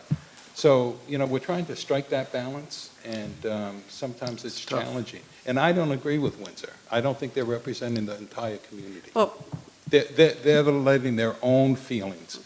Like Vice Mayor Paula didn't vote for it, neither did I. I mean, we could have easily said, no, we don't want it, but that's not what the community said. yeah. So. But the point that I was making is, when you're voting yes, I would like to have the 3 for medical purposes, the 6 for indoor for recreational use. And I want the county or my city to determine if they want dispensaries and businesses. That's part of what you voted for. Okay? That's the point that I'm making. Okay. Okay? Thank you, Shirley. Anyone else?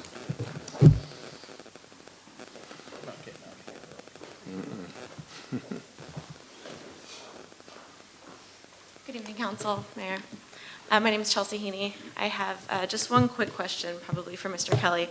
And this relates to, I think, page 7, section 10, titled Disqualification of the RFP. I just noticed in prior drafts, and under this section, there was a subsection F relating to default and termination of an agreement as one of the grounds for disqualification. And I just noticed that in the current draft that section is just no longer there. I was wondering if there's any particular reason for its removal.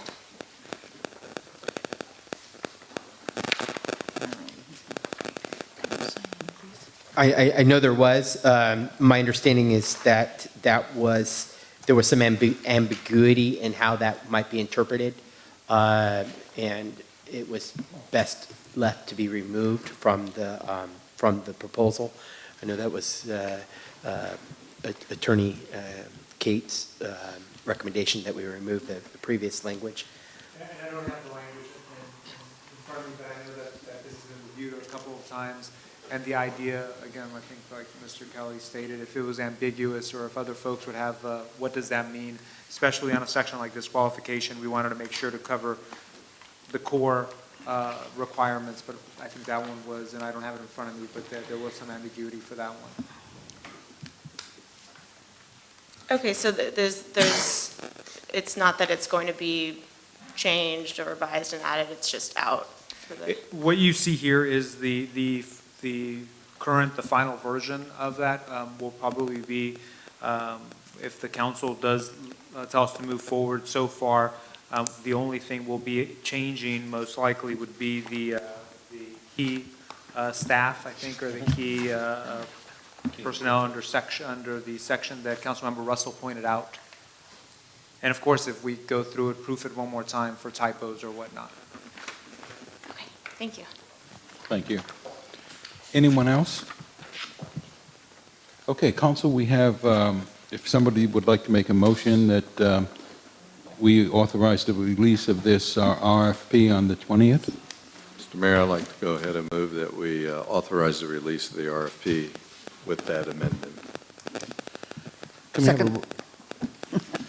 Okay, seconded by Russell. Can we have a roll call, Linda? Councilmember Bagby? Aye. Councilmember Russell? Aye. Vice Mayor Paula? Aye. Mayor Walter? Aye. With Councilmember Brigham recusing herself. Right. Okay. Is she? I don't know what she is. Well, no, she can come back for this item. Yes. Okay, the next item we're going to be discussing is consideration of Resolution 079, 2017, approving a professional services agreement with Jerry Haig, urban planner. And Linda, if you could let the records reflect that Councilmember Brigham is back on the dais. Yes. And David, is this Okay, yours yeah, as well? good evening, Mayor, members of council. So the item before you tonight is a resolution authorizing the city manager to execute an agreement with Jerry Haig, an urban planner, for processing an amendment of the general plan, the Alexander Valley specific plan, as well as the development agreement for the proposed Alexander Valley Resort project.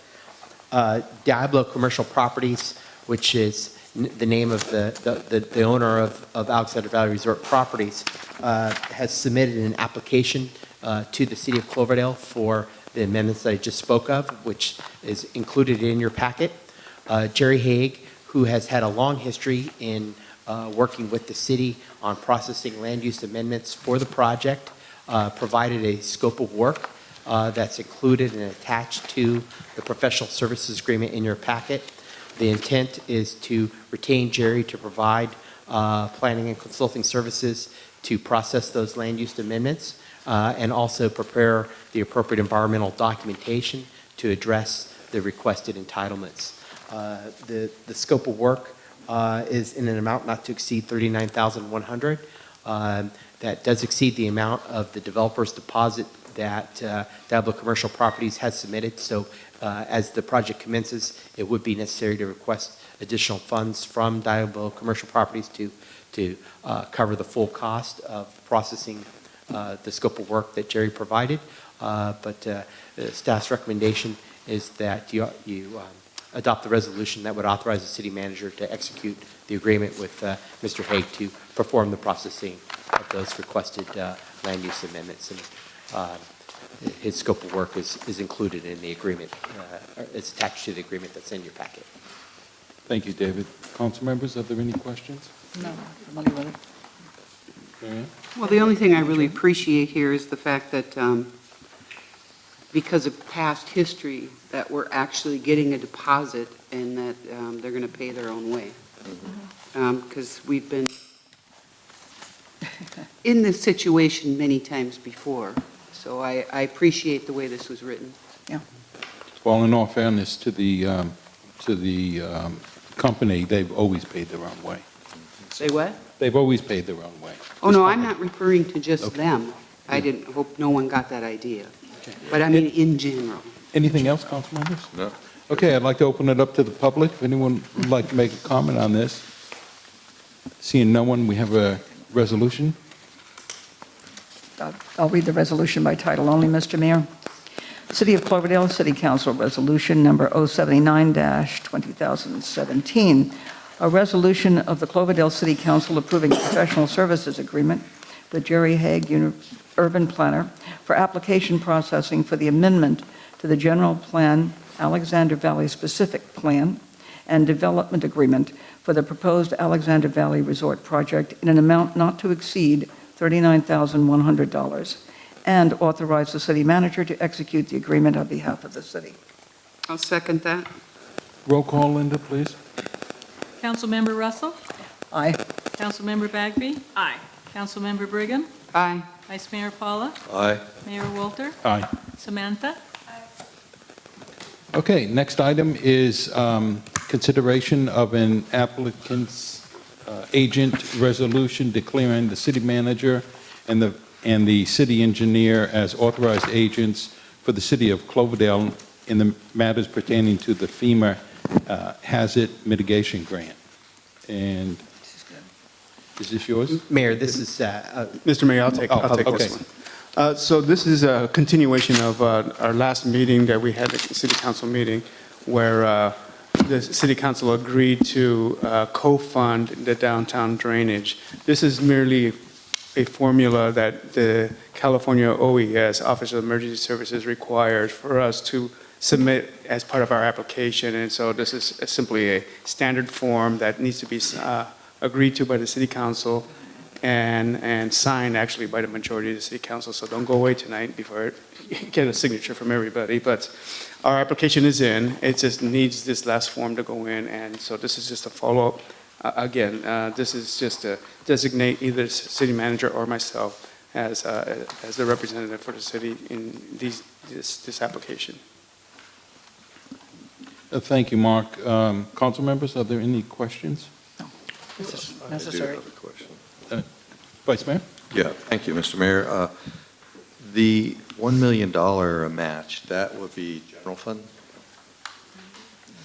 the $1 million cash match that's required for this grant would come from the sewer fund. Sewer fund. Oh, yes. Yeah, it's going to be. Would it be a loan or? It would, Yes. we would be required, if the, again, whether the grant application is successful or not is yet to be determined, but if it is, we would need to bring back a interloan fund agreement for the council's approval that would authorize the use of the funds from the sewer fund for the purposes set forth in the grant.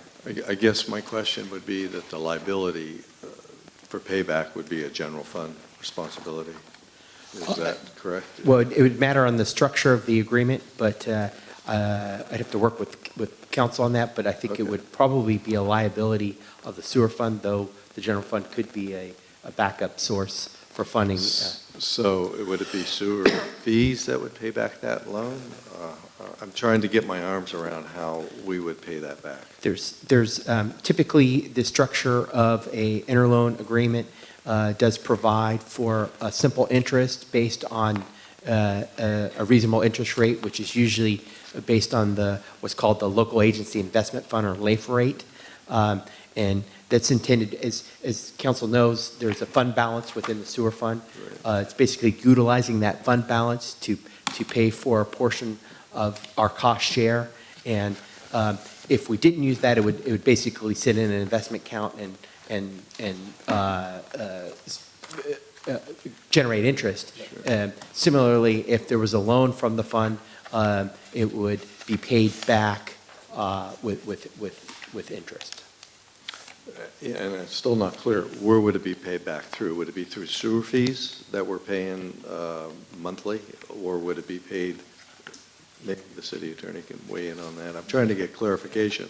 Which fund would be liable for the $1 million payback? And maybe this is a good question for, and again, not having worked on this item, but usually if you're getting the loan from an interdepartmental loan from your sewer in order to the city, most likely it would be your general fund, and then the general fund would be the one paying back the sewer. The $1 million. The rates don't get involved. It's usually that money's already there that the sewer has, and then the general fund would be paying. Well, that's what I was trying to be clear on. So it would be the general fund. Okay, thank you.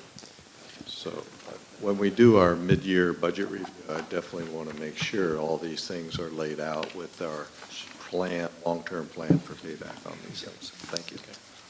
And I guess I'd be interested in knowing why it wouldn't be the enterprise fund paying it back, why it would be the general fund. Is it because the break in the pipe was caused by the rains, or, I mean, it's a. It's because the storm drain department is a general fund department and is not a sewer department at this time. Okay. It's completely different. Yep.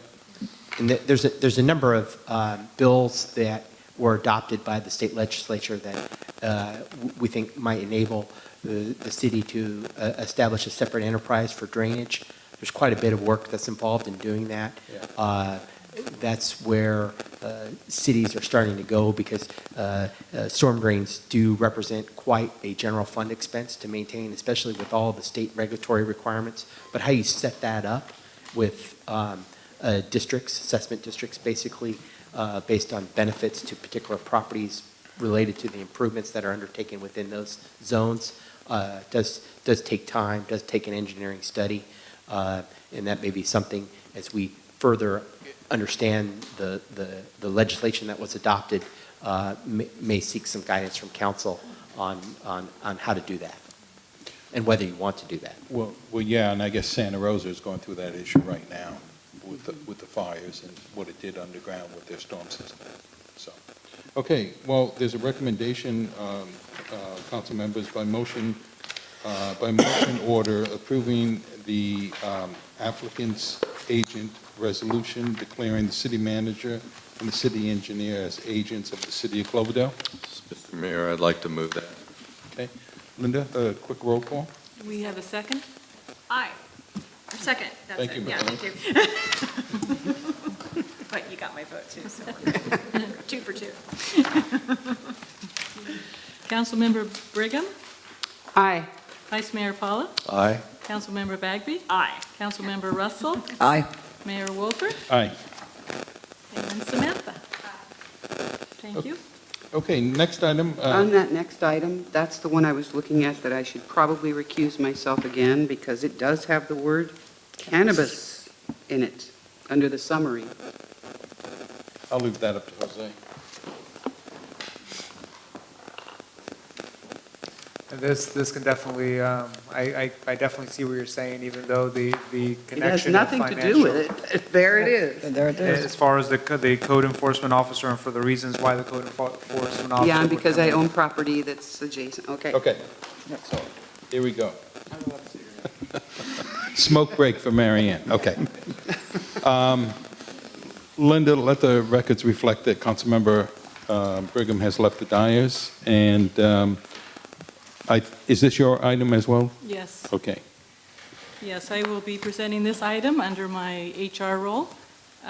This is a first touch presentation for the classification of code enforcement officer, and this was requested because of the cannabis ordinance. This position will be needed to supply the necessary oversight and enforcement for this position, as well as other code enforcement duties. And a job analysis was conducted to determine the duties required of the position, as well as studies on salaries for Sonoma County and other cities throughout the state. An organizational review was conducted to ensure internal alignment within the city. And I think almost all of the information you might need is in the report with all the figures and numbers. And if you have any other questions, I'm happy to answer them. This is first touch only, and it will be brought back at a later time for adoption with any feedback that you provide. Thank you, Linda. Council members? Joe? I'll start off. Thank you, Mr. Mayor. This has been a long time coming, not just for the candidates, just to have a consistent code enforcement program. I've always said I don't like the fact that neighbors have to complain against neighbors. That just creates a lot of a lot of problems and quality of life issues in neighborhoods. So this is been one of our goals for many years, and I'm happy to see this. Thank you for all your work on it, and I'm good with it. So. Carol? Thank you, Mr. Mayor. Yes, I certainly join Vice Mayor Pala in being delighted to see this on any number of levels. And we can't really get this too soon in terms of cannabis. If that were the only motivation, I would be delighted. But I have wanted to see us with a real code enforcement officer for a long time. We need it desperately.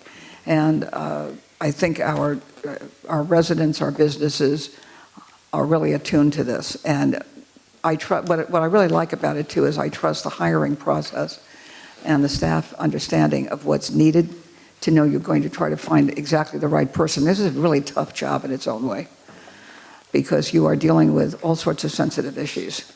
My only concern about the job is who's available, and I know nothing about the applicant pool. I'm very pleased that you went and did as much research, and I appreciate Linda's doing that on the salary. I'm curious about what the recruiting process is itself. How are we going about recruiting for someone like this? Do we have a plan? Not yet. Not yet? You're right, it's a unique position, and it will be probably perhaps a challenge to recruit for. But the other cities have code enforcement officers, so we should be able to find candidates as well. I will probably do the same sort of recruitment range of advertising that I've done for some of the other positions. I have a feeling, I don't know if there are professional groups of code people. I assume there always are. I happen to think where I, at a point in my career where the salary was appropriate for me and all the rest was appropriate, the fact that I would be involved in cannabis and the cannabis business in general would be a plus for my career. And the earlier I had experience as a code enforcement person in this, the better for me, frankly. It's a marketable skill. So that's something that we don't require that somebody necessarily have had experience in because, frankly, there's no way you could have in terms of what's happening right now. But I think that's a plus for us from a standpoint of attracting someone from another city who said, this is not a bad thing to get involved with. It's not a bad thing from a professional standpoint for me to learn more about. And, as a recruiter, that would be my hook, quite frankly. That and the quality of Cloverdale itself as a city. This is not a place where you're going to deal with a whole lot of really nasty, weird people doing strange stuff. I saw some of the cities noted, and I'm familiar with some of them, and I think, boy, it'd be great working here. But at any rate, I just thought I'd mention the fact that I think every profession, every job requires you have certain cutting-edge skills. And we have something to offer someone that would also be, I think, very intriguing for anybody who was good at what they did, frankly. Anyway, there we are, but I know it's in good hands with you, Linda. Thank you. Melanie, anything?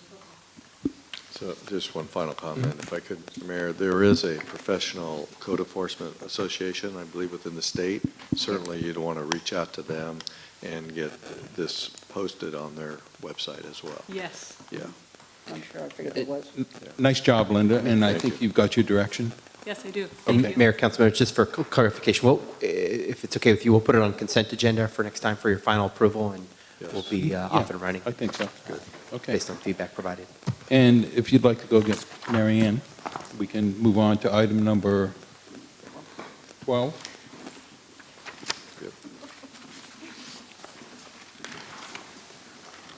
Discuss support for an urgency ordinance amending the city's municipal code to include new temporary standards to facilitate the immediate housing needs being faced by citizens of Sonoma County. Mr. Kelly?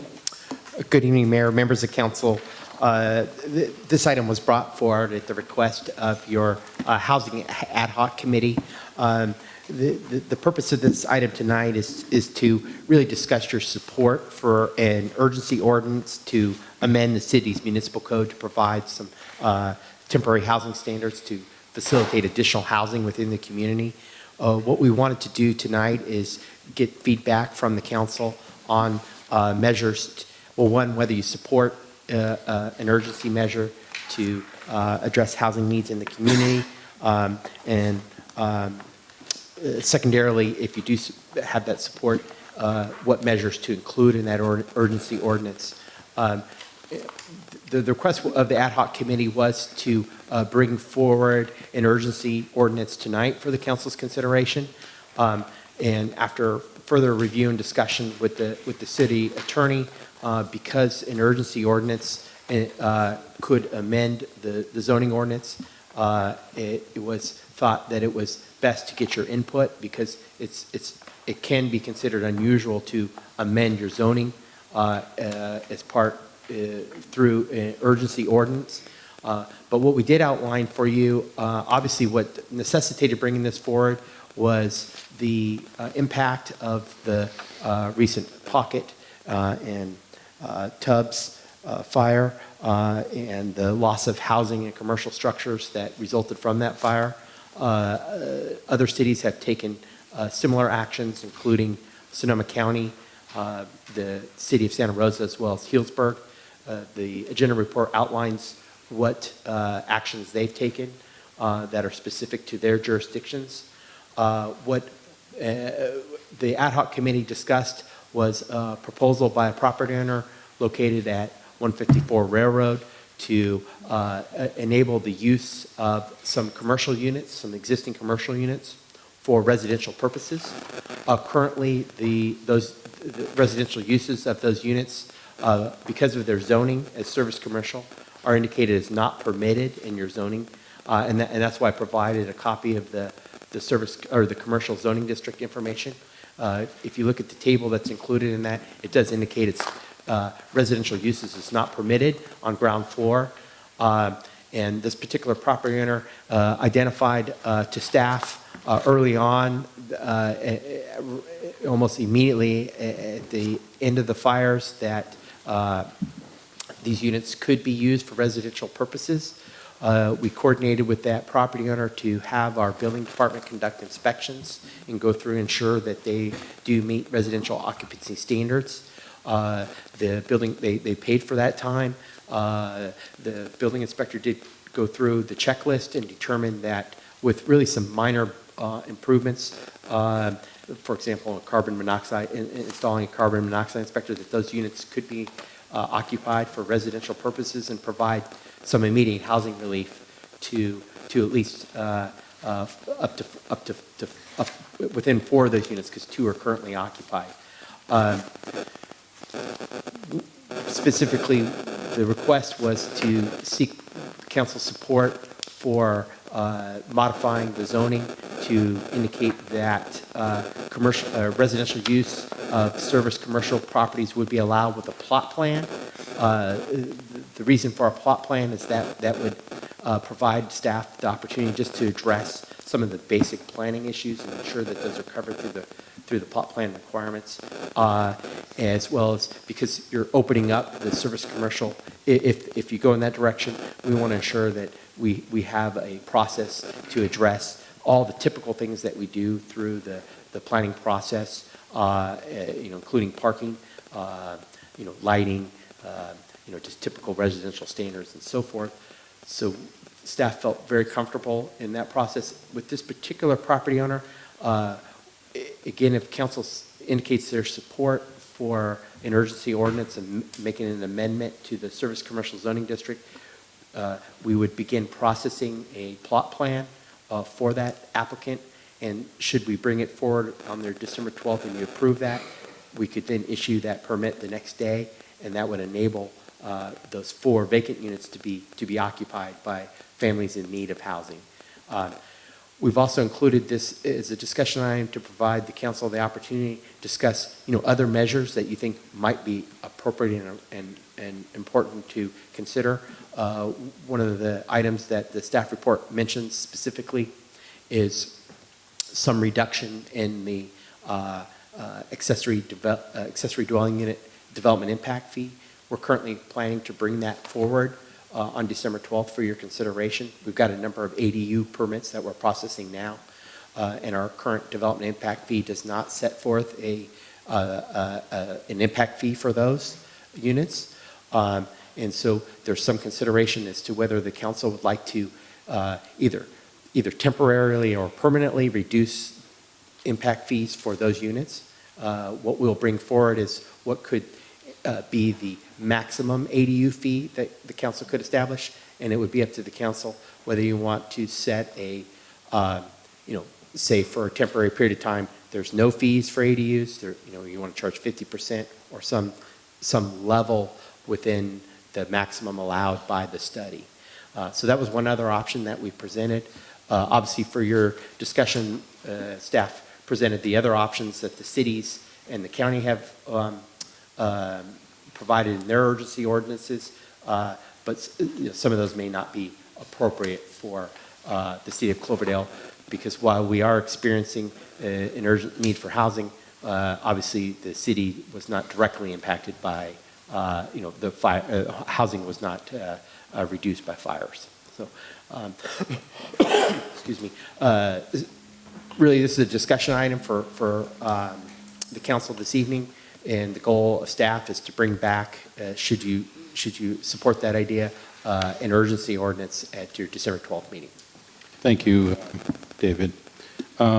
Before we get into this item, Samantha, I just wanted to check, are you okay on time? Okay. All right. Council members, Marianne? Well, I'm a member of the ad hoc committee, and I was on site at the, when we reviewed the apartments on Railroad, and I was very pleasantly surprised that they actually all even have showers. They're all sprinkled. They're in amazingly good shape. I mean, people could, I've lived in worse. People could move in tomorrow, and everything is there that's needed, and they're empty, and it would be sort of, I don't know about the rest of you guys, but almost every day I get phone calls from multiple people looking for somewhere to live. And if we've got empty apartments, I think we should do it. And I don't see that it would hurt us. If we're going to just deal with the Railroad issue now, I also noticed that when she built the structure, I didn't realize it, but across the street, there's got to be like 15 parking spots that there's weeds growing up, like nobody's ever used them for that space because they're never really occupied.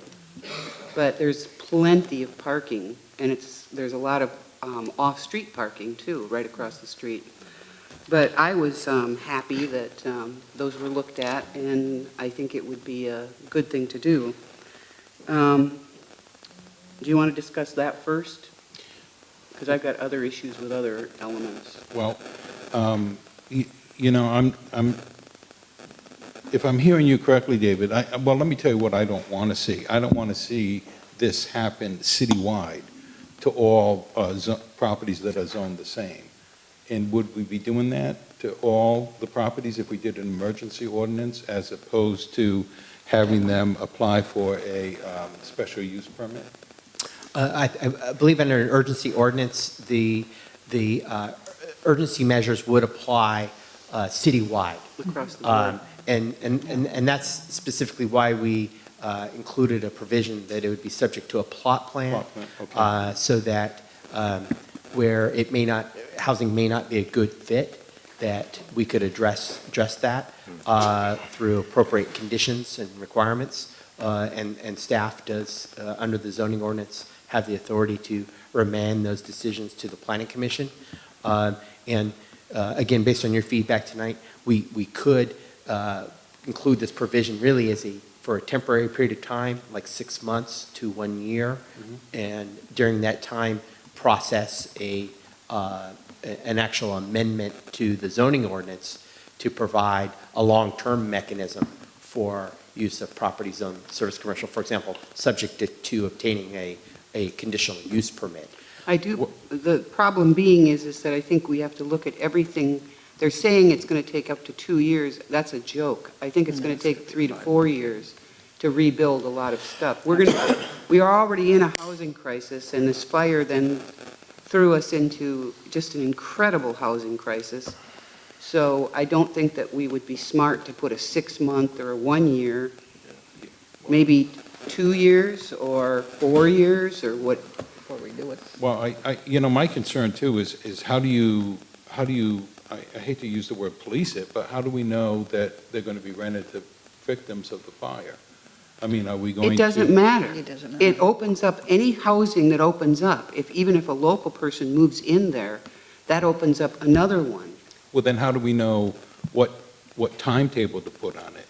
I wouldn't put any timetable on it. Well, okay, well, Councilmember? Yeah. So, If I may, I'm sorry to interrupt. The reason for the timetable, the reality is it's an urgency ordinance. When we look at urgency ordinances, usually you have to do something really fast, right? Something needs to happen because there's some findings you make of life, health, and safety. In this case, the housing crisis, people relocated, people looking for housing, people that are, living in their cars that need somewhere to live. The timetable on it, or I know David mentioned 1 year. Really what the 1 year would be used for is not it goes away in 1 year. We'd be working on an amendment to the zoning ordinance that would go through the planning commission, that would go through the process that a zoning code amendment goes through in that time.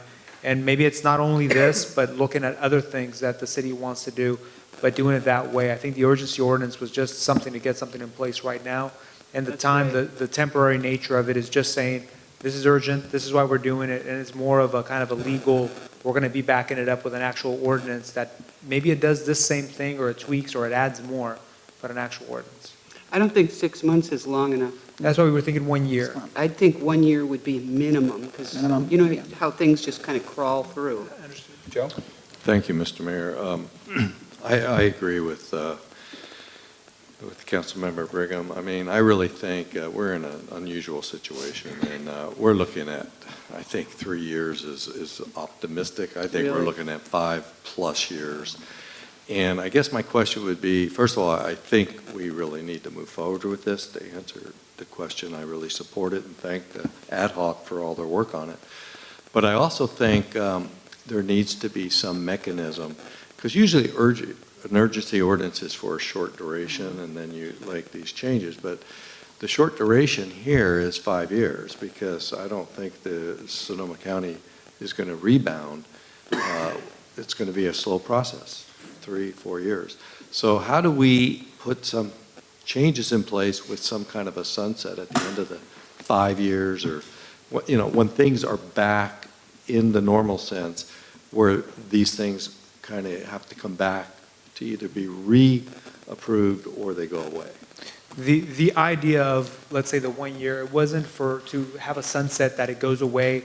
Right. It's really giving us a 1 year to work on the zoning code amendment that would go through the process. Right. And it could be the same regulation. The reality is, when David called me and we were kind of brainstorming of, okay, what can we do with this service commercial? We ended up putting the plot plan as at least a minimum, staff could turn that around really quick. But is that where you want to leave it as a city council? That's still the discussion that we would probably have more time to discuss. Whether there's another process that's better, that's easier for folks coming in, that provides more security, whatever it is. But we just thought, urgency-wise, the plot plan was something we could move on quick, that allowed the city to put some standards in at least. But the 1 year, again, it's just to work on getting something in permanently. It doesn't go away. And I do understand that. I guess where I'm trying to get clarification on is, when we are back to normal times, that may be 5 years, 6 years, 7 years, what will be the process to bring it back to where it is today before these changes? It would be another, we could look at when you bring let's say your ordinance, if the council went through this and you would come with an actual zoning code amendment, we would look to potentially do a sunset there. Okay. Or simply. That's what I wanted to get to. We could do that, or simply when things are looking like they're better 5 years from now or whatnot, having direction of coming back and tweaking and maybe adding a conditional use permit or changing the zone and rezoning again. But we could look at the sunset to make it automatic. It's just, whether it's 3 years, 4 years, 5 years, that's tough to know at this point. It is, and I guess I just want to, and I'll just finish my thought here, and then I'll move on. But, once people establish residencies in those, we come back behind them in 5 years and say you can no longer live there, you know, it reverts back. It's going to be very difficult to do. So that's why I like the process to be very clear. It is an urgency, it's due to the circumstances, but there is an end to it. In other words, that should be something well spelled out, in my view, because. And usually on situations like this, what you end up doing, and we could look at, even if it's for a temporary purpose, you could have folks living there, or we could look at, you know, even when you change the laws, a lot of times uses become legal non-conforming. It's not that folks get kicked out, it's that it becomes a legal non-conforming use. So if that needed to expand or they needed to make changes, they couldn't, or else or if they abandoned the use, then they couldn't start it again. Those are all things we could look at. We could take a look at having it be temporary housing instead of permanent, but when we're talking about, you know, is it 1 year, is it 2 years, is it 3 years, or 4 years? For the urgency purpose, we didn't know where to put that kind of a temporary, then you have to move out. We were thinking about more of coming back, and maybe it's a different type of requirement in order to make sure that folks can actually live there long-term, or if the law changes, make sure that, you know, have the discussion, is it just something that folks, it becomes a legal non-conforming use? We would give all those options to council. How many square feet are those? Mark, I know you inspected them. No, I did not think Oh. so. Sorry, it was our building official, Mark Harris. Oh, okay, all right. How many square feet are those? Off the top of my head, they're slightly over 200 square feet. Okay, so they're efficiencies, basically? They're basically efficiency. You know, I guess, and I don't have a problem with it. They've sat empty for a while. They're originally for micro businesses to kind of get started with that small footprint, and then upstairs, hopefully they'd live. I guess I'm concerned about, are we going to limit the rent that this individual can charge? Are we going to put some cap on that? Are we going to, how many people are we going to allow to live in there? It's an efficiency. I mean, How many people? do we even go down that road? I mean, Yeah, typically, we do not regulate residential occupancy numbers. There is guidelines within the building code that provides some standards that calls out for roughly 75 square feet per person. But because of its enforceability, it's very difficult to say, to enforce. But again, that was kind of the intent of staff suggesting a plot plan, because what we would do upon submittal would be to have the plot plan application be reviewed by our building department so we could ensure that there are those types of conditions. We could say, for example, no more than 4 occupants, if that kind of meets, ensuring that we meet the housing code relative to the number of occupants that live within in any one unit, so that we're clear on that. And I think that would give us the ability to, address your concerns, Mayor. There is the opportunity, if council so directs with the urgency ordinance, to specify a certain income level, if that's your direction as council. well, I don't know if anybody else is concerned about things like that, and I'm not locked into being concerned about them. I just hate to see them all of a sudden, we've got, 6 people in there and they're trying to pay $2,000 a month in rent. I mean, The issue of price gouging has been raised by a number of other cities and discussed. I think because the district attorney is pursuing those complaints. Boy, she is too. That cities have generally left that to the DA to follow up on. It's really a specialized legal expertise that requires someone with knowledge of how to prosecute folks that are price gouging. That we leave it to the district attorney rather than staff to try and enforce rental rates. well, I would hate to see her kick her 2 tenants out. I guess they're businesses now that she has there, or ask them to leave so that she can make more money renting to individuals. That's my thoughts, but Carol? Joe? I feel very much the same way you do. It's really quite a quandary because, as most of us do, I interact with people from cities that have been very badly affected. Not only individuals, but of course, their elected officials as well and our supervisors. And I'm so acutely aware of how desperate the situation is. I mean, we're allowing people in city after city to live in vans, to live in cars, almost anything, because there's no place for them to go and take their families. So anything that we can do to alleviate that would be fabulous. However, we have no way of verifying whether the individual is being helped because they were affected by the fire or not. What we're really talking about is that there's a housing crisis. There is a housing And it's worse for everybody, regardless of whether you're in a city that is directly touched or not. It's really, really worse. So if we can do anything to alleviate that, we're helping the situation in general, because one of the things I've been talking to, I mentioned to the Chamber of Commerce Board this past week, and also talked at Sonoma County Transit Authority, Regional Climate Protection Authority Board. What concerns me is that we are in the midst of and just beginning to experience what could be a disastrous employment market from the standpoint of not having people who can fill the jobs, particularly for smaller businesses. And we are a county that lives on small business. It's true. You know, we really do.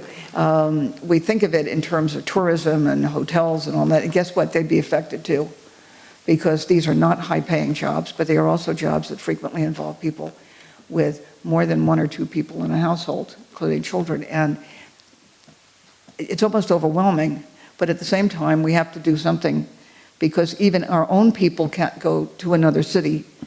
They can't go to Hillsburg or Windsor or Geyserville or the county and find some place to live. So the worst that could happen is we would be helping our own small businesses here retain their own employees. And anything we can do will help the county, will not only help us, it will help the county recover. We've got to maintain as much normalcy as we can. But I join the mayor in being concerned a little about the edges of this. So if there's some way that we can make sure we're not throwing people out, and I think you're so right, Vice Mayor, to say, what do you do? And you know, a year or 2 years, you say to somebody, oh, we didn't mention it, you're gone. We want the space back commercial. I think we have to monitor that in some way, and if we can review it in a year, I'm fine. I think people would be willing, because they're so desperate for housing, to settle for a year of security, because right now they don't have a day of security. So anything we can do, I'm for, as long as we maintain whatever council happens to exist in a year or two or whatever, as long as they maintain the same approach, which is to be fair on everybody. But I also am concerned about the size and, you know, having too many people located in a very small apartment, but I don't know that that is controllable. It really isn't in any way. Well, let's hope that, we'll just have to hope that it'll take care of itself, and we'll have to deal with it if it doesn't, frankly. Because if we can house people, let's do it. What do we do? My concern to Mr. Mayor is, what do we do when other people come to us and say, hey, guess what? I want to convert too, because I've got a space that isn't being used, or my business tenant is having a problem, and I have a whole lot of space, and I'll put a shower in. Yeah, The other thing that's the plot plan. Yeah. They have to go through that process. Exactly. The other thing I'd like us to discuss in the future is to take another look at our auxiliary dwelling unit situation. That's coming up in the discussion. Yeah, but I'm just saying, I really want us to take a look at it in light of the fires and in light of the situation, as opposed to how we discussed it prior to this, which was just a normal discussion of a housing problem. Thank you. Anything else on this particular, on 154 Railroad? Not other than, as the other member of the ad hoc committee, it's the least we can do. Yeah. It's a start, and it confirms that we have to, I like the plan of moving forward with the plot plan requirement, because that will enable us to filter out the inappropriate properties. I think the thing to remember about this property at Railroad is that it's in the midst of a neighborhood. It's adjacent to a neighborhood. It's across the street from transit-oriented development zoning. So I just think that this is actually a no-brainer. So I'd like to see us move forward with that, but also talk about the the ADUs, and if there are any other ideas that you have, that anyone else on the council has regarding what we can do about housing. I mean, if normal was, October 8th, then we're in really bad shape, if that was normal, because we had a housing crisis before the fires. Yes, we did. And we actually needed to take a comprehensive look at what we could do to expand housing in this community.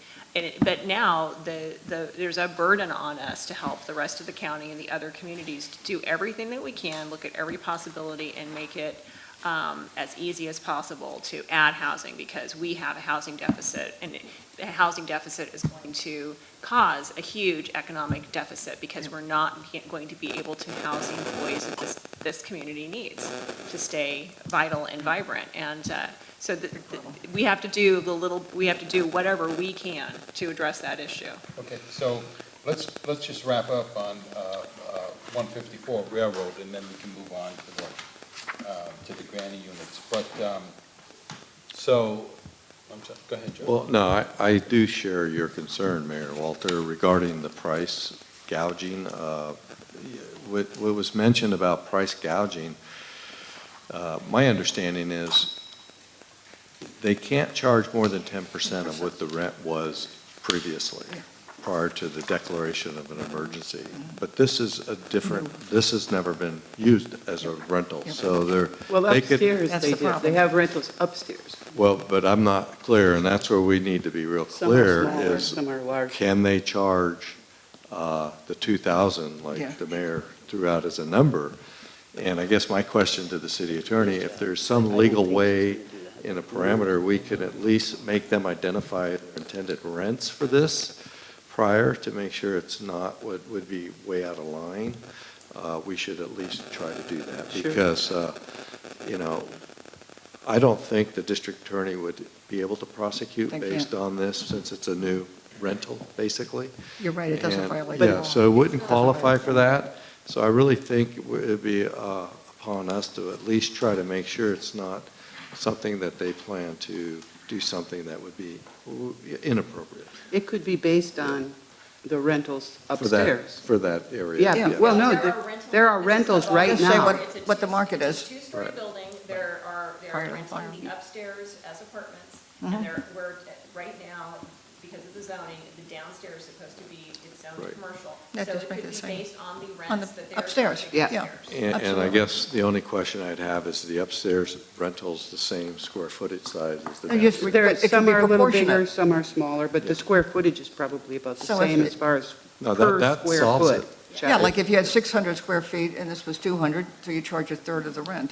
So as if, opposed to- I I'd mean, just like something to that could make be a sure formula, that we you can know, try to we can- identify. I think Suggest a formula. we definitely will take a look at it, because again, we're talking about one property. The urgency ordinance would be for the service commercial area. Right. So there are other locations, I'm assuming there are other buildings in the service commercial that don't have existing apartments or anything like that to base it on. So we'll take a look, and you're right, Vice Mayor, regarding the penal code on price gouging and the 10%. If you don't have the 10% of what, it becomes an issue. We'll take a look at that. Yeah. And just to my final comment on the ordinance is, I know we're talking about the overall housing crisis, but just for the record, and I think what the discussion has been is, if we were already in a crisis, what the fires have done is just created that crisis and even made it more so, crazy. where we're talking about an urgency ordinance now because of the fires. Okay, so do you have direction on this, David, so we can move along? I have clear direction to bring back an urgency ordinance that would provide for residential uses of service commercial properties subject to a plot plan. Right, so anything else coming forward, like Councilmember Bagby said, we'll need a plot plan, right? That's correct. Okay. Now, you want to talk about Yeah, we should granny move, units? well, we can move down the list. Okay. This next section, it says allow, well, the first couple wouldn't affect us, but allow recreational vehicles and trailers within the outside burn areas with hookups to sewer or septic, enable parking of recreational vehicles, trailers, campers, and other vehicles at some county-owned properties with some services, bathroom, showers. The reason I'm bringing that up is because I was asked by RVs Without Borders to talk to Bonnie at the Citrus Fair because they're set up to handle RVs, but they had to have a meeting of their board because there's a time limit that's not only city, but so is the Citrus Fair. So if we are going to allow this, then we are going to have to tuck that in there too, because it looks like Bonnie could possibly, they're still negotiating, take up to 15 units, which would be a big help. And again, would this be permanent housing? No, it would not. In fact, Bonnie would have to have them out of there for the Citrus Fair. But they're looking for somewhere to park RVs. They found a few places, but they want immediate housing for as many as they can find for up 45 days to 60 days, just so that there's somewhere to put families with kids and stuff for right now. It's that are living in their cars. And the RVs have been donated, and they'll just go back to the company when it's done. So and also, there's a lot of us, myself included, that on our properties, we have sewer hookups for RVs and stuff. They're not on the street, they're in decent places, they've been used in the past. So are we going to allow people for a certain amount of time? On my street, there was probably, right after the fires, there were 6, maybe 7.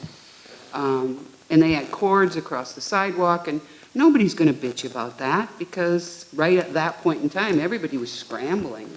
But now we need to put something down that says, yeah, if your family got burned out and they've got a travel trailer and they want to park it on your side yard and there's a sewer hookup there, they can stay longer than 2 days or 3 days. They can stay for the 6 months to a year it takes for them to get rebuilt.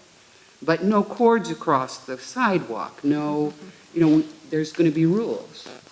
And are they going to apply for some type of a permit with the city, even if it's $1 or a penny, where the city will actually go out and look and make sure that there is a sewer hookup, they are hooked up properly, and They give are them some type licensed. They of are. a license to display in the window, Yes.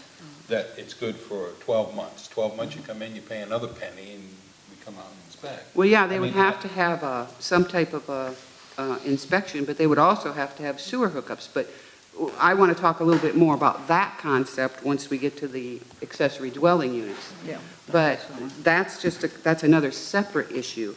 So, Well, don't move on until we put the... right. So that's one of the things we should discuss. And I think it's very appropriate to be able to say to the Citrus Fair, look, Bonnie, if you got showers and a place to put 15 units and the RVs Without Borders are going to place them here, then by God, good on you. So how can she do that, though, unless we say, yes, as a group, we're okay with that, you can, and it can be up to 45 days. Why, we don't have any control over what Bonnie rents. Well, Bonnie right now you can't rent for more than a week there. They had to have a board meeting, and we say that they can't have any RVs anywhere in town parked anywhere for more than, 3 days? I'm not, staff's not aware of any specific regulations pertaining to RV uses at the Citrus Fair, right? That would require more research. I'm using that as an example. It's like their board is like our board. They're meeting and saying, yeah, we're going to extend that. We're going to make it possible for you to stay there for 45 days or whatever it is they bargained for. So that's what we need to discuss also, is are we going to just stay, like the couple that I see on my street, they just have to go out and move them like 5 feet. If we're going to do this and let them be on private property, Yeah. and they're not encroaching on any Yeah, of the right. city property, and they've got the hookup and the water, they come into City Hall, they get their sticker Get the and sticker medallion, on, whatever, yeah. to put in the window, so be fine. police will leave them alone or whatever, and they come back in a year. I'm good with that, but Yeah. that's not really in our rules and regs don't really say that they can do that at this point. No, but I know, why not? we're making a suggestion. Yeah. It's a good suggestion. So Other let's places talk are doing about that. similar things. What else would you like to see? Or let's hear from David, do you see any problems with it? Well, As the council knows, we've been engaging in increased code enforcement activity, and one of the targets that we've addressed is the illegal use of recreational vehicles, because at least the staff's concerned that through the kinds of electrical connections and usually lack of plumbing connections, there are some health and safety issues that we've been concerned about. Right. And as well as what we hear from neighboring property owners or the visual impacts related to the placement of those RVs. However, understanding that there is a need, a housing crisis, if council wants to go in this direction of allowing human habitation in what are otherwise really vehicles that are intended to be occupied on a temporary basis, we really need some standards that ensure that you're not putting neighborhoods in jeopardy because the electrical connections are inadequate or the plumbing connections are inadequate. So it would be prudent if council wants us to go in that direction, that we develop some very specific standards relative to the appropriate types of electrical connections. Usually those are similar to what you find in an RV park. Yeah. It's not just running a cord. It's really a protected type of circuit. Not every home is outfitted for that, so there is an expense for that. Not every home has an accessible, especially older homes have an accessible sewer, and there's an expense to provide that type of connection to ensure that the units, aren't creating a health and safety hazard relative to their sanitary facilities. The staff would need to develop some specific standards to permit use of recreational vehicles, particularly around building code issues, plumbing, electrical, as well as if there's some site standards. I think as Councilmember Brigham pointed out, some folks have adequate property where you can site these in such a way that the impacts visually are minimized. And so, some standards relative to can they be placed in the side yard setback or the front yard setback or on the driveway and still provide for all the things that we want to. In some instances, some properties are designed such that the recreational vehicle is parked adjacent to the house, is screened. That very well could, meet all the criteria, and it could provide additional housing. But in other cases, it could become a nuisance. So we have to do it with some caution. Joe? Thank you, Mr. Mayor. I'd like to suggest that our ad hoc committee continue their work. I know Santa Rosa and I know the county both adopted urgency ordinances to allow that. Yep. And I know, what our assistant city manager just explained, and I'd like to see maybe some of these things hashed out at the ad hoc and come back with recommendations, because I do think we need to move forward to allow these things to happen, but we need to do it safely, and we want to make sure that it's temporary. Temporary, when I use the word temporary, when this is over, and that might be 5 years. It's not going to be temporary in the typical sense. There's people that have lost their homes. They're not going to be built overnight. We know that. It's devastating, and so we're in unusual times, and we need to try to accommodate that. So I think I'd like to have, rather than trying to do it from here, is have this ad hoc really go through, talk these things through with staff, come up with a plan. How We it would already work. Looking at the Santa Rosa and Yeah, we discussed it. We looked at what Santa Rosa was doing. I did anyway. And we had long discussions about this very issue, which is why we're looking at an emergency ordinance. It's an emergency. It's not something that we want to sit and talk about for the next 2 or 3 months when people are moving their RVs 10 feet every night. David, did you have that discussion already about inspecting the properties and electrical outlets and all that? Not in detail. We did at a general level, I think is fair to say. I don't disagree. We are in unusual times. We want to move expeditiously, without a doubt, sooner than later. But with that said, we don't want contamination, we don't want, unlawful things being done that are dangerous. It's got to be thought out. And that's why I suggested looking at how they spelled it out. I think it was well thought out before they passed it. Mhm. I would think if we reunite our ad hoc to talk through what they've done, will it work here? If not, what will? So we'll eliminate that from this urgency ordinance Well, tonight. I think it needs more work on how the details, because there's a lot of concerns that I'm hearing from staff. So I don't know. If council would like to include a provision, I mean, we could do it similar to what City of Hillsburg did, where they provided a temporary land use certificate. That could, and I'd have to work with Jose on the language in the urgency ordinance with the standards that would then come. Yeah, that that works. wouldn't be necessarily provided for in the urgency ordinance. Yeah. It would provide a mechanism to enable us to develop standards so that it would be allowed. Yeah. Okay, so you're saying you want to move them both together simultaneously, 154 Railroad and a motorhome, or do you want to do it separate? Well, it's really council's direction. Well, it's on time that. restraints too, David. I mean, I don't know where you are time-wise with certain things. I think between now and December 12th, we have the opportunity to meet with the members of the ad hoc committee, come and be able to be in a position to come back with something that's really buttoned up that can be supported by the council. Well, I think the support's there, I'm hearing that. Yeah. I just think Support's there, the yeah. concern is how it's going to work. I mean, and I don't know the answer to that, and I don't think any of us do, so I think Well, it's for a me, matter- it's pretty simple. It's you want the sewage to go where it's supposed to, so Right. that's got to be decently done. You've got to have the power so that it's, when the rain comes, it isn't going to short out and fry everything out. And we have staff that can make sure that that's But the I way think it that is. needs to be spelled out, so Right, we're all. that's their job. Yeah. I agree. Can we move on to the next one? Yep. Okay.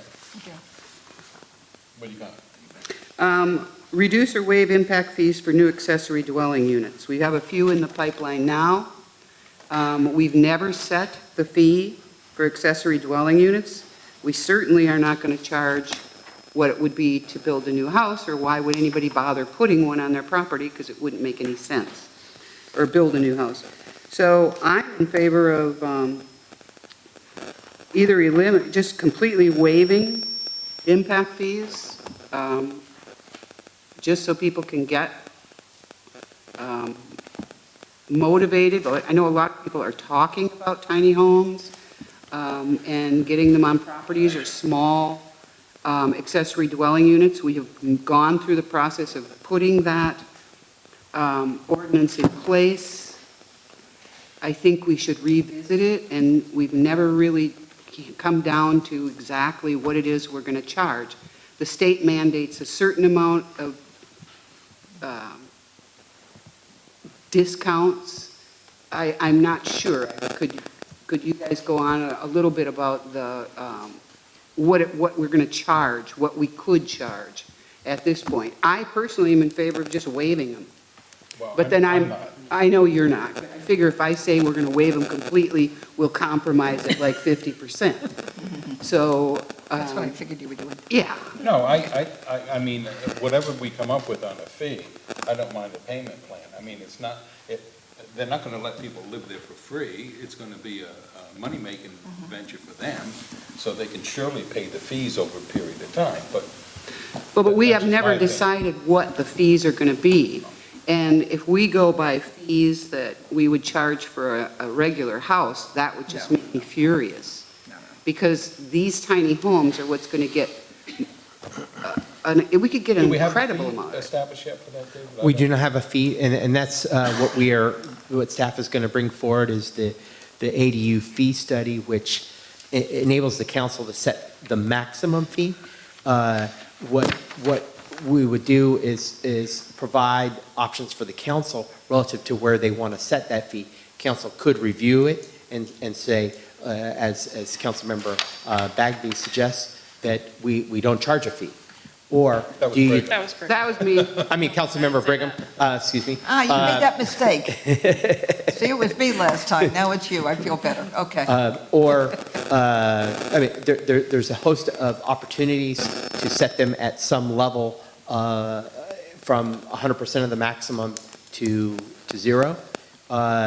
Or you could also set it so that there's a time frame for some reduced level.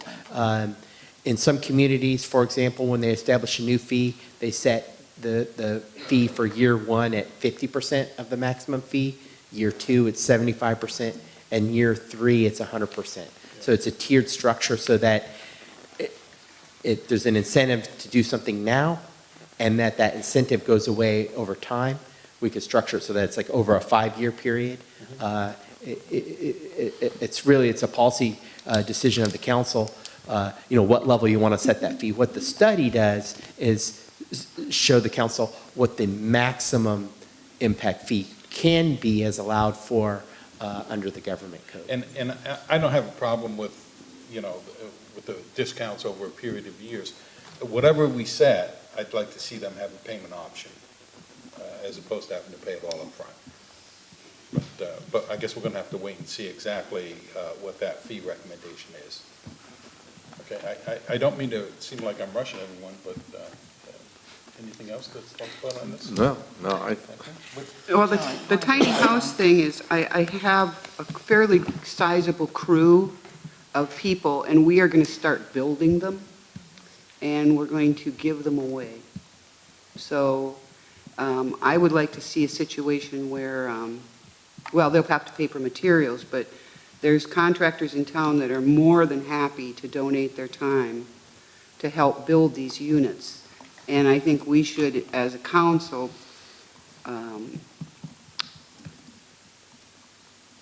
Are these going to be units that somebody would transport to their property and put on? correct. So, did we require inspections on those? On what? If you did an addition to your house now, Yep. on your property, you'd have to go through an inspection process. Well, if you told them. Sorry. Well, let's Just kidding. assume everybody tells them, but. Yeah, okay. On these homes that are built off-site and brought onto the property, do they require inspections? Tiny homes currently are subject to the DMV laws. Basically, they're on trailers, and they're considered mobile vehicles. Correct. So they're not subject to the building code. Okay. What staff recommends relative to tiny homes is, well, one, Councilmember Bagby has requested input on the direction that the California Standards Building Commission is currently pursuing to provide standards for tiny houses. And that process is in the works. And I don't have a specific time frame for when that will become law, but once it does, we'll certainly, or as it's coming closer to becoming law, I'll certainly share that with council, or if we have a better idea on the timeline. Does council want to pursue a direction where tiny homes are allowed, subject to, again, meeting certain standards by way of electrical connections, plumbing connections, and do you want to require a permanent foundation or not? And I think that's an issue that Councilmember Brigham has raised, is these are really intended to be kind of moved around, kind of like recreational vehicles currently. Whether that's the route the council wants to go, is you would treat them no differently than recreational vehicles then, or do you want to look at tiny homes more from a perspective of it's an opportunity for a permanent type house on a residentially designated property? I was a little bit worried about, I think the same thing you're worried about, Gus, was I was worried about people just slapping something together on a trailer, Yeah, and that it would burn to the ground. And Yes, exactly. And Second in Jefferson, you can drive by there, it's in the front lawn. I saw that. Yeah. Yeah, I don't like the ridge on that one, but that's beside the point. But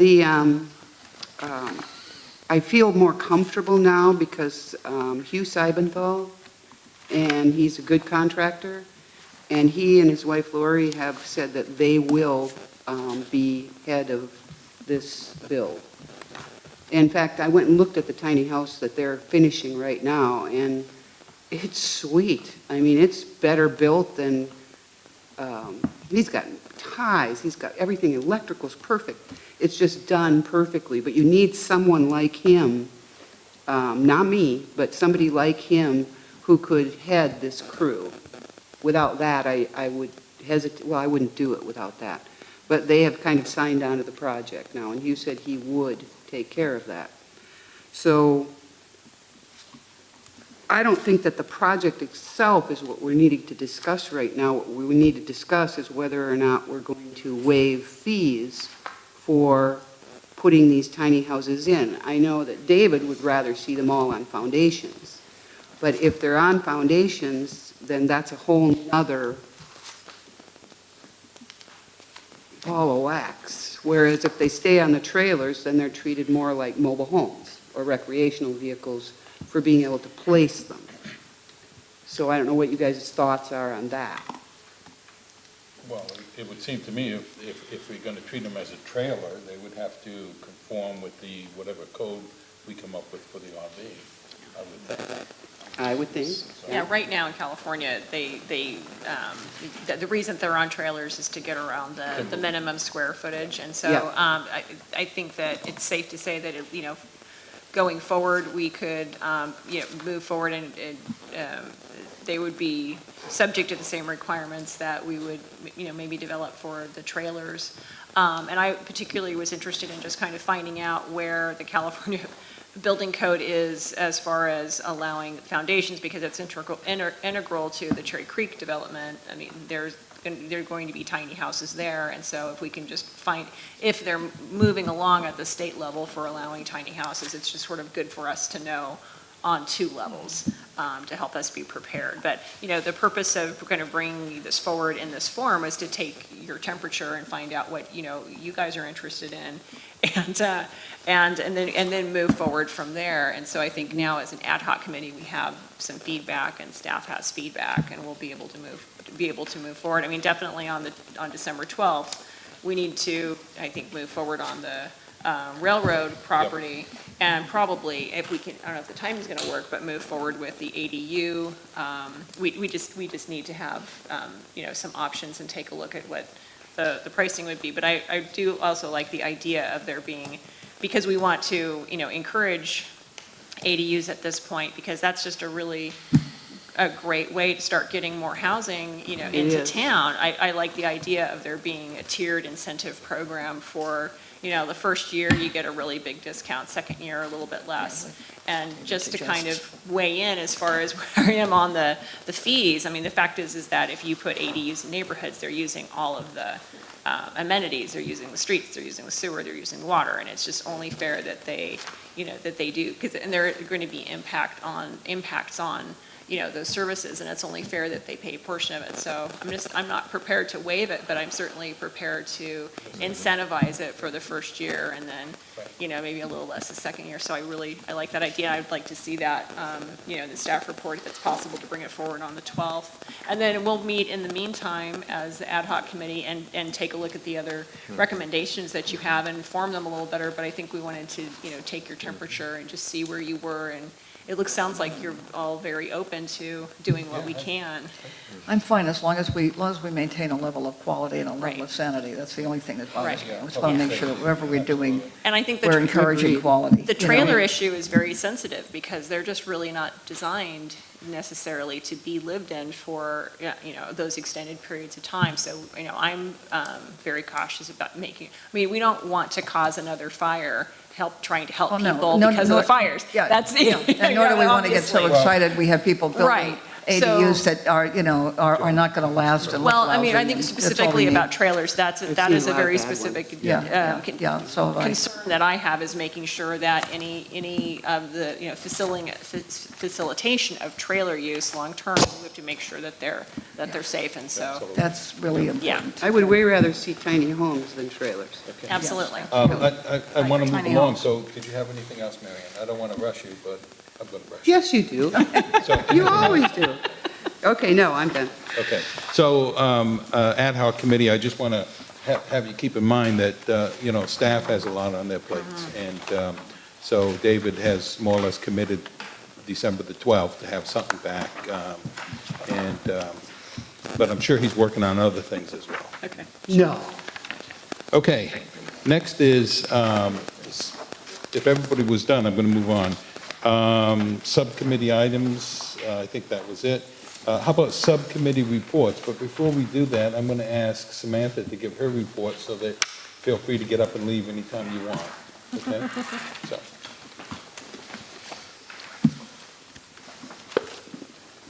Hi. Oh, there we go. Okay, so currently at the high school, our Key Club put up a fundraiser in order to help the fire victims, and we raised around $1,000 or so, maybe a little bit over, just from putting jars in the classrooms so everybody could donate whatever they could to them. And also, yesterday, most of our seniors and a few juniors went on a college trip to visit UC Santa Cruz and San Jose State. Very long day, 7 a.m. We got back around like 8:50, but the colleges were really great. San Jose was really nice. Lots of stairs in Santa Cruz. And then our Interact Club is also currently doing something to help out for this upcoming Christmas. We're working with the Keens Valley Apartments to get them like little lap blankets or just blankets for Christmas, you know. So we're all just like pitching in to give them blankets for that. And then finally, our ASB is working on planning the McMillan tournament that's coming up in December, which is a very popular basketball tournament where many teams come down to Cloverdale for a 3-day tournament. So we're just trying to figure out what we're going to do for the dance, how we're going to set up the gym, and anything else that might need to be organized. Very good. Thank you. Samantha, thank you. And please feel free when you have to leave to go. Okay, subcommittee reports. We'll start with the Airport Committee. Councilmember Russell? Thank you, Mr. Mayor. Our next meeting is February 6, 2018, at 8 a.m. It's scary, 2008. Okay, Finance, Administration, and Police. We meet on the 14th. We did have a meeting, and you'll be receiving a copy of the minutes. Planning and Community Development, Marianne? Next meeting, December the 19th, 4 o'clock. Public Works, Chairman Bagby? Next meeting is November 28th. Okay, Joint City Fire District, Vice Mayor Powell? Thank you, Mr. Mayor. We have not met due to the fires. Our next meeting is scheduled sometime in February. It's 2018. We have not identified a date yet. Thank you. And how about the School City Subcommittee? Well, thank you, Mr. Mayor. We did meet. We met November 6th, and I encourage you to review the minutes, but there's a couple things I just want to mention. We did talk about the refurbishing of the tennis courts, and as you know, it's been about 9 years, and about every 8 to 10 years, they really should be refurbished so they don't disintegrate. So we did, working with the school district, they put in for a USTA grant, and the bid came in about just under $20,000 to refurbish and restripe all 5 courts. And if the grant's approved, and we haven't received a notification, it'd probably be a couple of, maybe 30, 45 days, but they would pay 50% of that. So that would leave about $10,000, give or take a little bit, for the school district, the Cloverdale Tennis Association, and the city to split up. The other thing we talked about is the Cloverdale swimming pool. As you notice in the consent calendar tonight, we approved the 5-year agreement. The county board did approve that today, so it's in place. So we're good for 5 more years, and there will be no increases in costs over that 5-year plan. But we also talked a little bit about how we as a city can get more control over the use of the pool. And I had a conversation with Supervisor Gore, and he's encouraging, he'd like to get it away from the county. They'll still maintain ownership, but encouraging us to take more control and manage it. We talked a little bit about the cost of that. He's willing to at least, we're going to have more conversations on this, but consider paying the city at least to offset some of those costs. I talked to the school district. We had it on our agenda to talk a little bit about their needs for the use of the pool. Part of the ed code requires swimming. The kids are supposed to go in the water and be able to swim when they graduate. And of course, that's gone away over the years, and they're very anxious to maybe see that come back into place. So we're kind of having a dialogue, very basic, we haven't got very deep in it, but with partnering again with the school district, the city, and the county to maybe take more control over the pool, try to get solar or some type of heating system in place to have the pool open longer hours and to be able to use it for our community longer. So it's in the real early discussion stages, but we're looking at that and moving that forward. So that's good news for our community and for people that live in the county that utilize the pool, as well as our school district, to be able to offer more programs at the pool. So we're looking at that. And the other thing is the Boys and Girls Club. We're going to have them come to our next meeting to talk a little bit about the concerns that we expressed with kids that were, the parents wanted to get them enrolled, especially in the summer program, and they were put on a waiting list because there wasn't enough staff. They didn't have monies to fund the staff. So we're trying to get our arms around how many were put on this waiting list, did not get service, because really the families need a safe place for their children to go. So we're going to have this conversation, and we have one resident community that has actually offered to put up some monies towards the Cloverdale Boys and Girls Club on a match. So we haven't explored that too far yet, but trying to get our arms around what is it going to take to make that club open for all the community residents that want to utilize it. Is right now it's kind of first come, first serve, and then they hit a limit, stop, and you're done. You've got to find somewhere else for yours. So And a lot of, looking at that. also a lot of parents that have like 3 or 4, 5 kids Yeah. can't afford it. And that's another problem. So, we've been talking about this for a couple of years now, trying to get some resolution, but it all comes down to dollars, and but we're not giving up. We're keeping it on the agenda, working with the school district and the Boys and Girls Club. Our next meeting is Monday, January 22nd, 2018, 5 p.m., City Hall Conference Room. And, Joe, what about the, I think Superintendent of the Schools, Jeremy Decker, was talking about having money available for shared facilities with the community? Well, yes, thank you, Mr. Mayor. He did ask, they have an interest in looking at that. We talked about that in past years. Unfortunately, I did follow up from our meeting and met with the consultants that came to one of our meetings about 2 years ago, and currently there is no funding in the state budget to fund those. So we're going to continue that conversation, but what we're looking at is a partnership to have a community/school district building that would be able to be like used for city functions as well as school functions. So we're still looking for ways to make that happen. Thank you. And thank you for the negotiating of the contract with the county on the pools. Thank you. You put a lot of effort into that, and I think you saved the city a lot of money. So thank you. Thank you. Okay, next is city council reports, and I'm going to ask that we try and keep it short because of the hours. And Carol, if we could start with you. Yes, thank you. I included in my report 2 very important things from SMART. They look formidable. You'll find that you can skim through them. The one I want to point out more than anything else, one is statistics on SMART's ridership and things. What I want to point out is something really exciting, which is the California rail plan through the year 2040.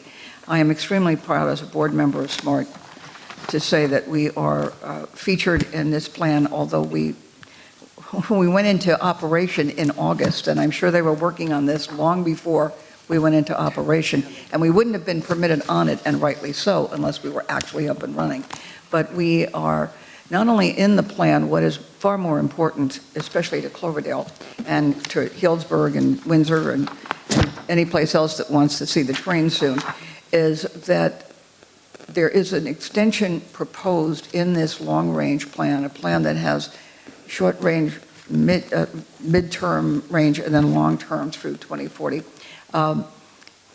The proposal is to extend what's known as the Novato Solano Hub. In other words, the idea, which is glorious, is to use SMART, bring us north to Cloverdale, and then continue traveling east till we hook up with Solano and ultimately, of course, with the National Rail line, because the point of this is that, and I'm so happy about it, that rail is the future of transportation in California. And it's reasonable and rational as a plan. It's not wild-eyed and crazy, and it can be done.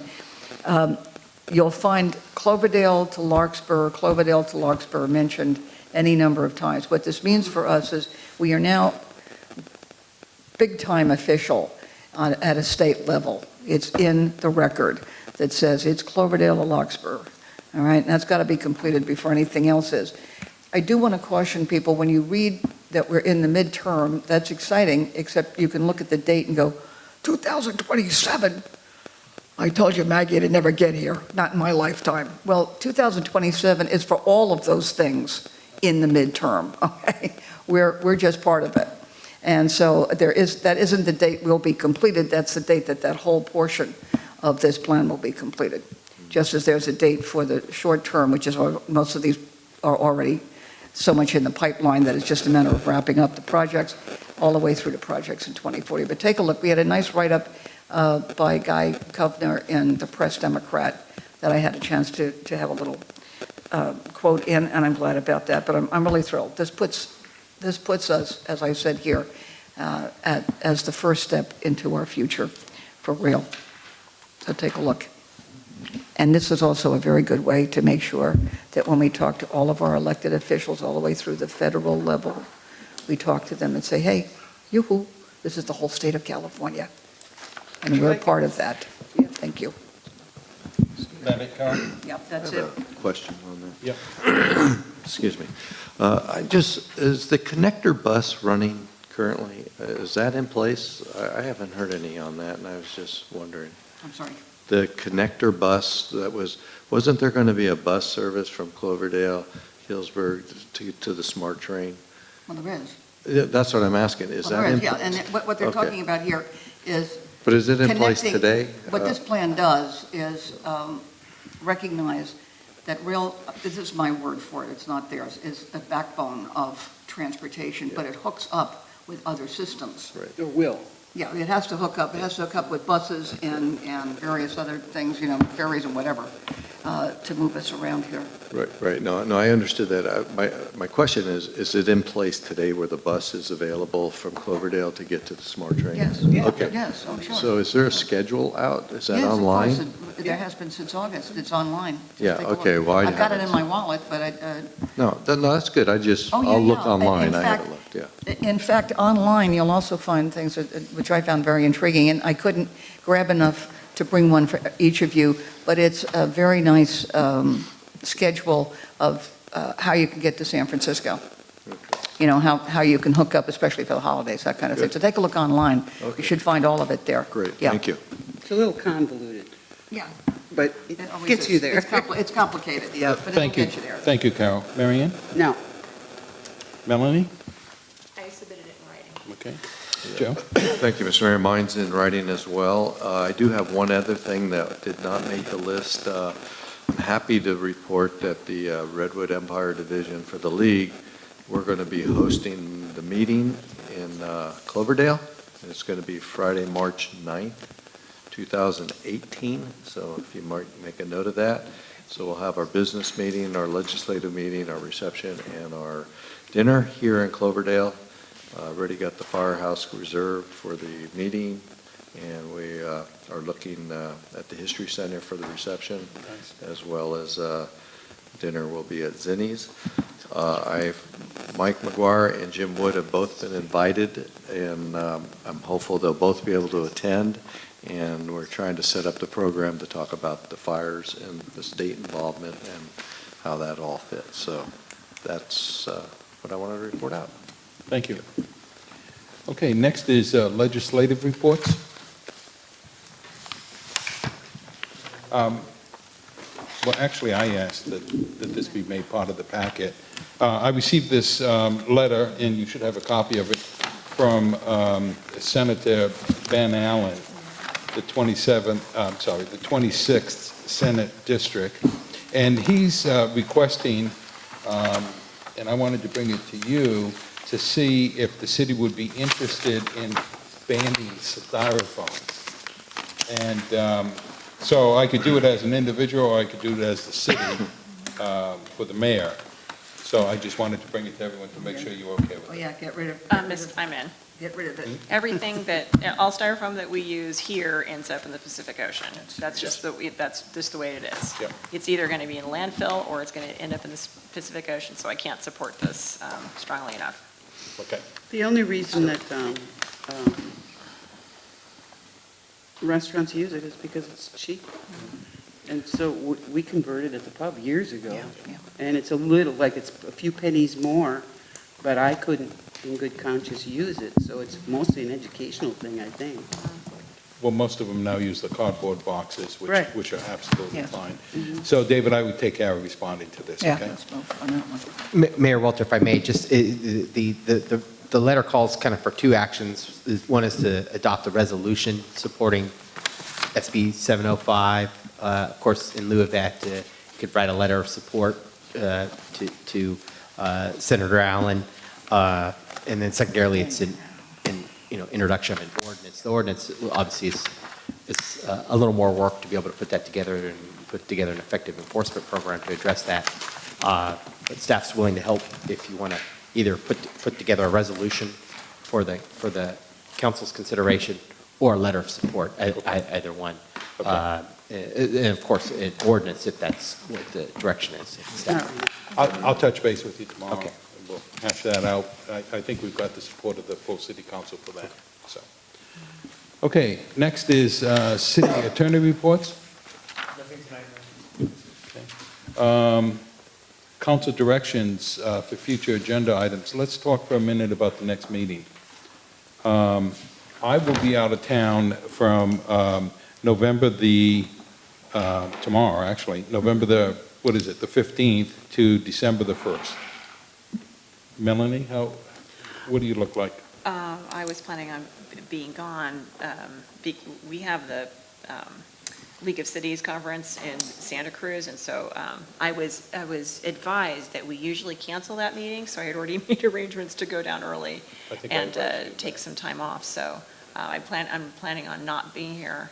In fact, the subcommittee meeting that day is a problem for me, and I was going to see if I could So what are the negotiate dates that. you'll be out of town? That I was going to leave that Tuesday morning. I don't know The what that date 28th. is. The 28th. The 28th, and when will you be Yeah, back? I would be back the following Monday. Okay, so you could meet like the beginning of December? Yes. Okay. Yes. Anybody else out of town? Not at the, no, not absolutely at the moment, so. You think you could, if we had a If I had, meeting? yeah, tell me when it is, and if we have the meeting, I'll confirm it. The way and- Vice Mayor Paula wanted to do it before the 14th. Yeah. Well, So that- For the 12th. I can probably, yeah, Before I the probably 12th. can. Okay. Before the 12th of Yeah. December? Yes. Just depends. Well, the reason I suggested it, because the Recology, I'd hate to see them lose a lot of people that would otherwise stay, because when they take over, they're going to need people to provide the service. Yeah, And let's see the date. if they lose 20, 30 people out of that fleet because of the uncertainty, then that's going to impact their ability to provide the service. So Petaluma's not going to be voting on it. they're the only one, it sounds like, They're- but we're going to be last. Well, the meeting that I had with them, they were in the process of hiring 50 new drivers. Yeah. And I would think if their employees knew that this was coming to Right. fruition, that they would hang on there. You would think so. They wanted to come this evening, if I'm not mistaken, and want to do everything tonight, give us the presentation and have us vote on it. And I told them, no, I wasn't comfortable with that. The city council has to have a first touch. We have to, chew on it. We have to take public input. And that's why it's crucial that we try and get it done by December the 12th. So I don't know if you want to try and schedule a meeting for the first week in December to get this item accomplished, or do you want to wait until the 14th? 12th. 12th. Oh, the 12th. 12th. I'm comfortable leaving it until the 12th. Okay. You? Well, that's fine, yeah. It's okay. I'm All right. good. Okay. I don't think we're going to lose too many people. They have such busy stuff. Well, once again, thank you, staff, Mark, Susie, Samantha, thank you, Chief, thank you. David, sorry. For the good of the order? Yes. I just want to note if we selected a date for the mid-year budget review and mid-year. Yes. We should have that date so we can lock it in. Yep, thank you for bringing that to my attention. I've met with Susie.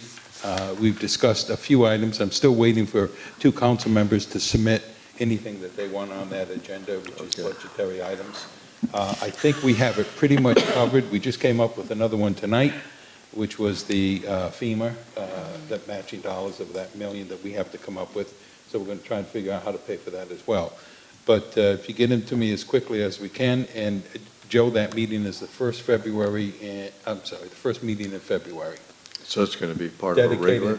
It's going to be the mid-year budget review, and we're going to talk about all the items that we're concerned about. And if that's not enough time, we're going to reschedule something for right after that. Okay. Okay? But staff knows the direction in which we want to go and what we want to talk about. Okay. So. And I don't imagine the mid-year budget review taking that long, but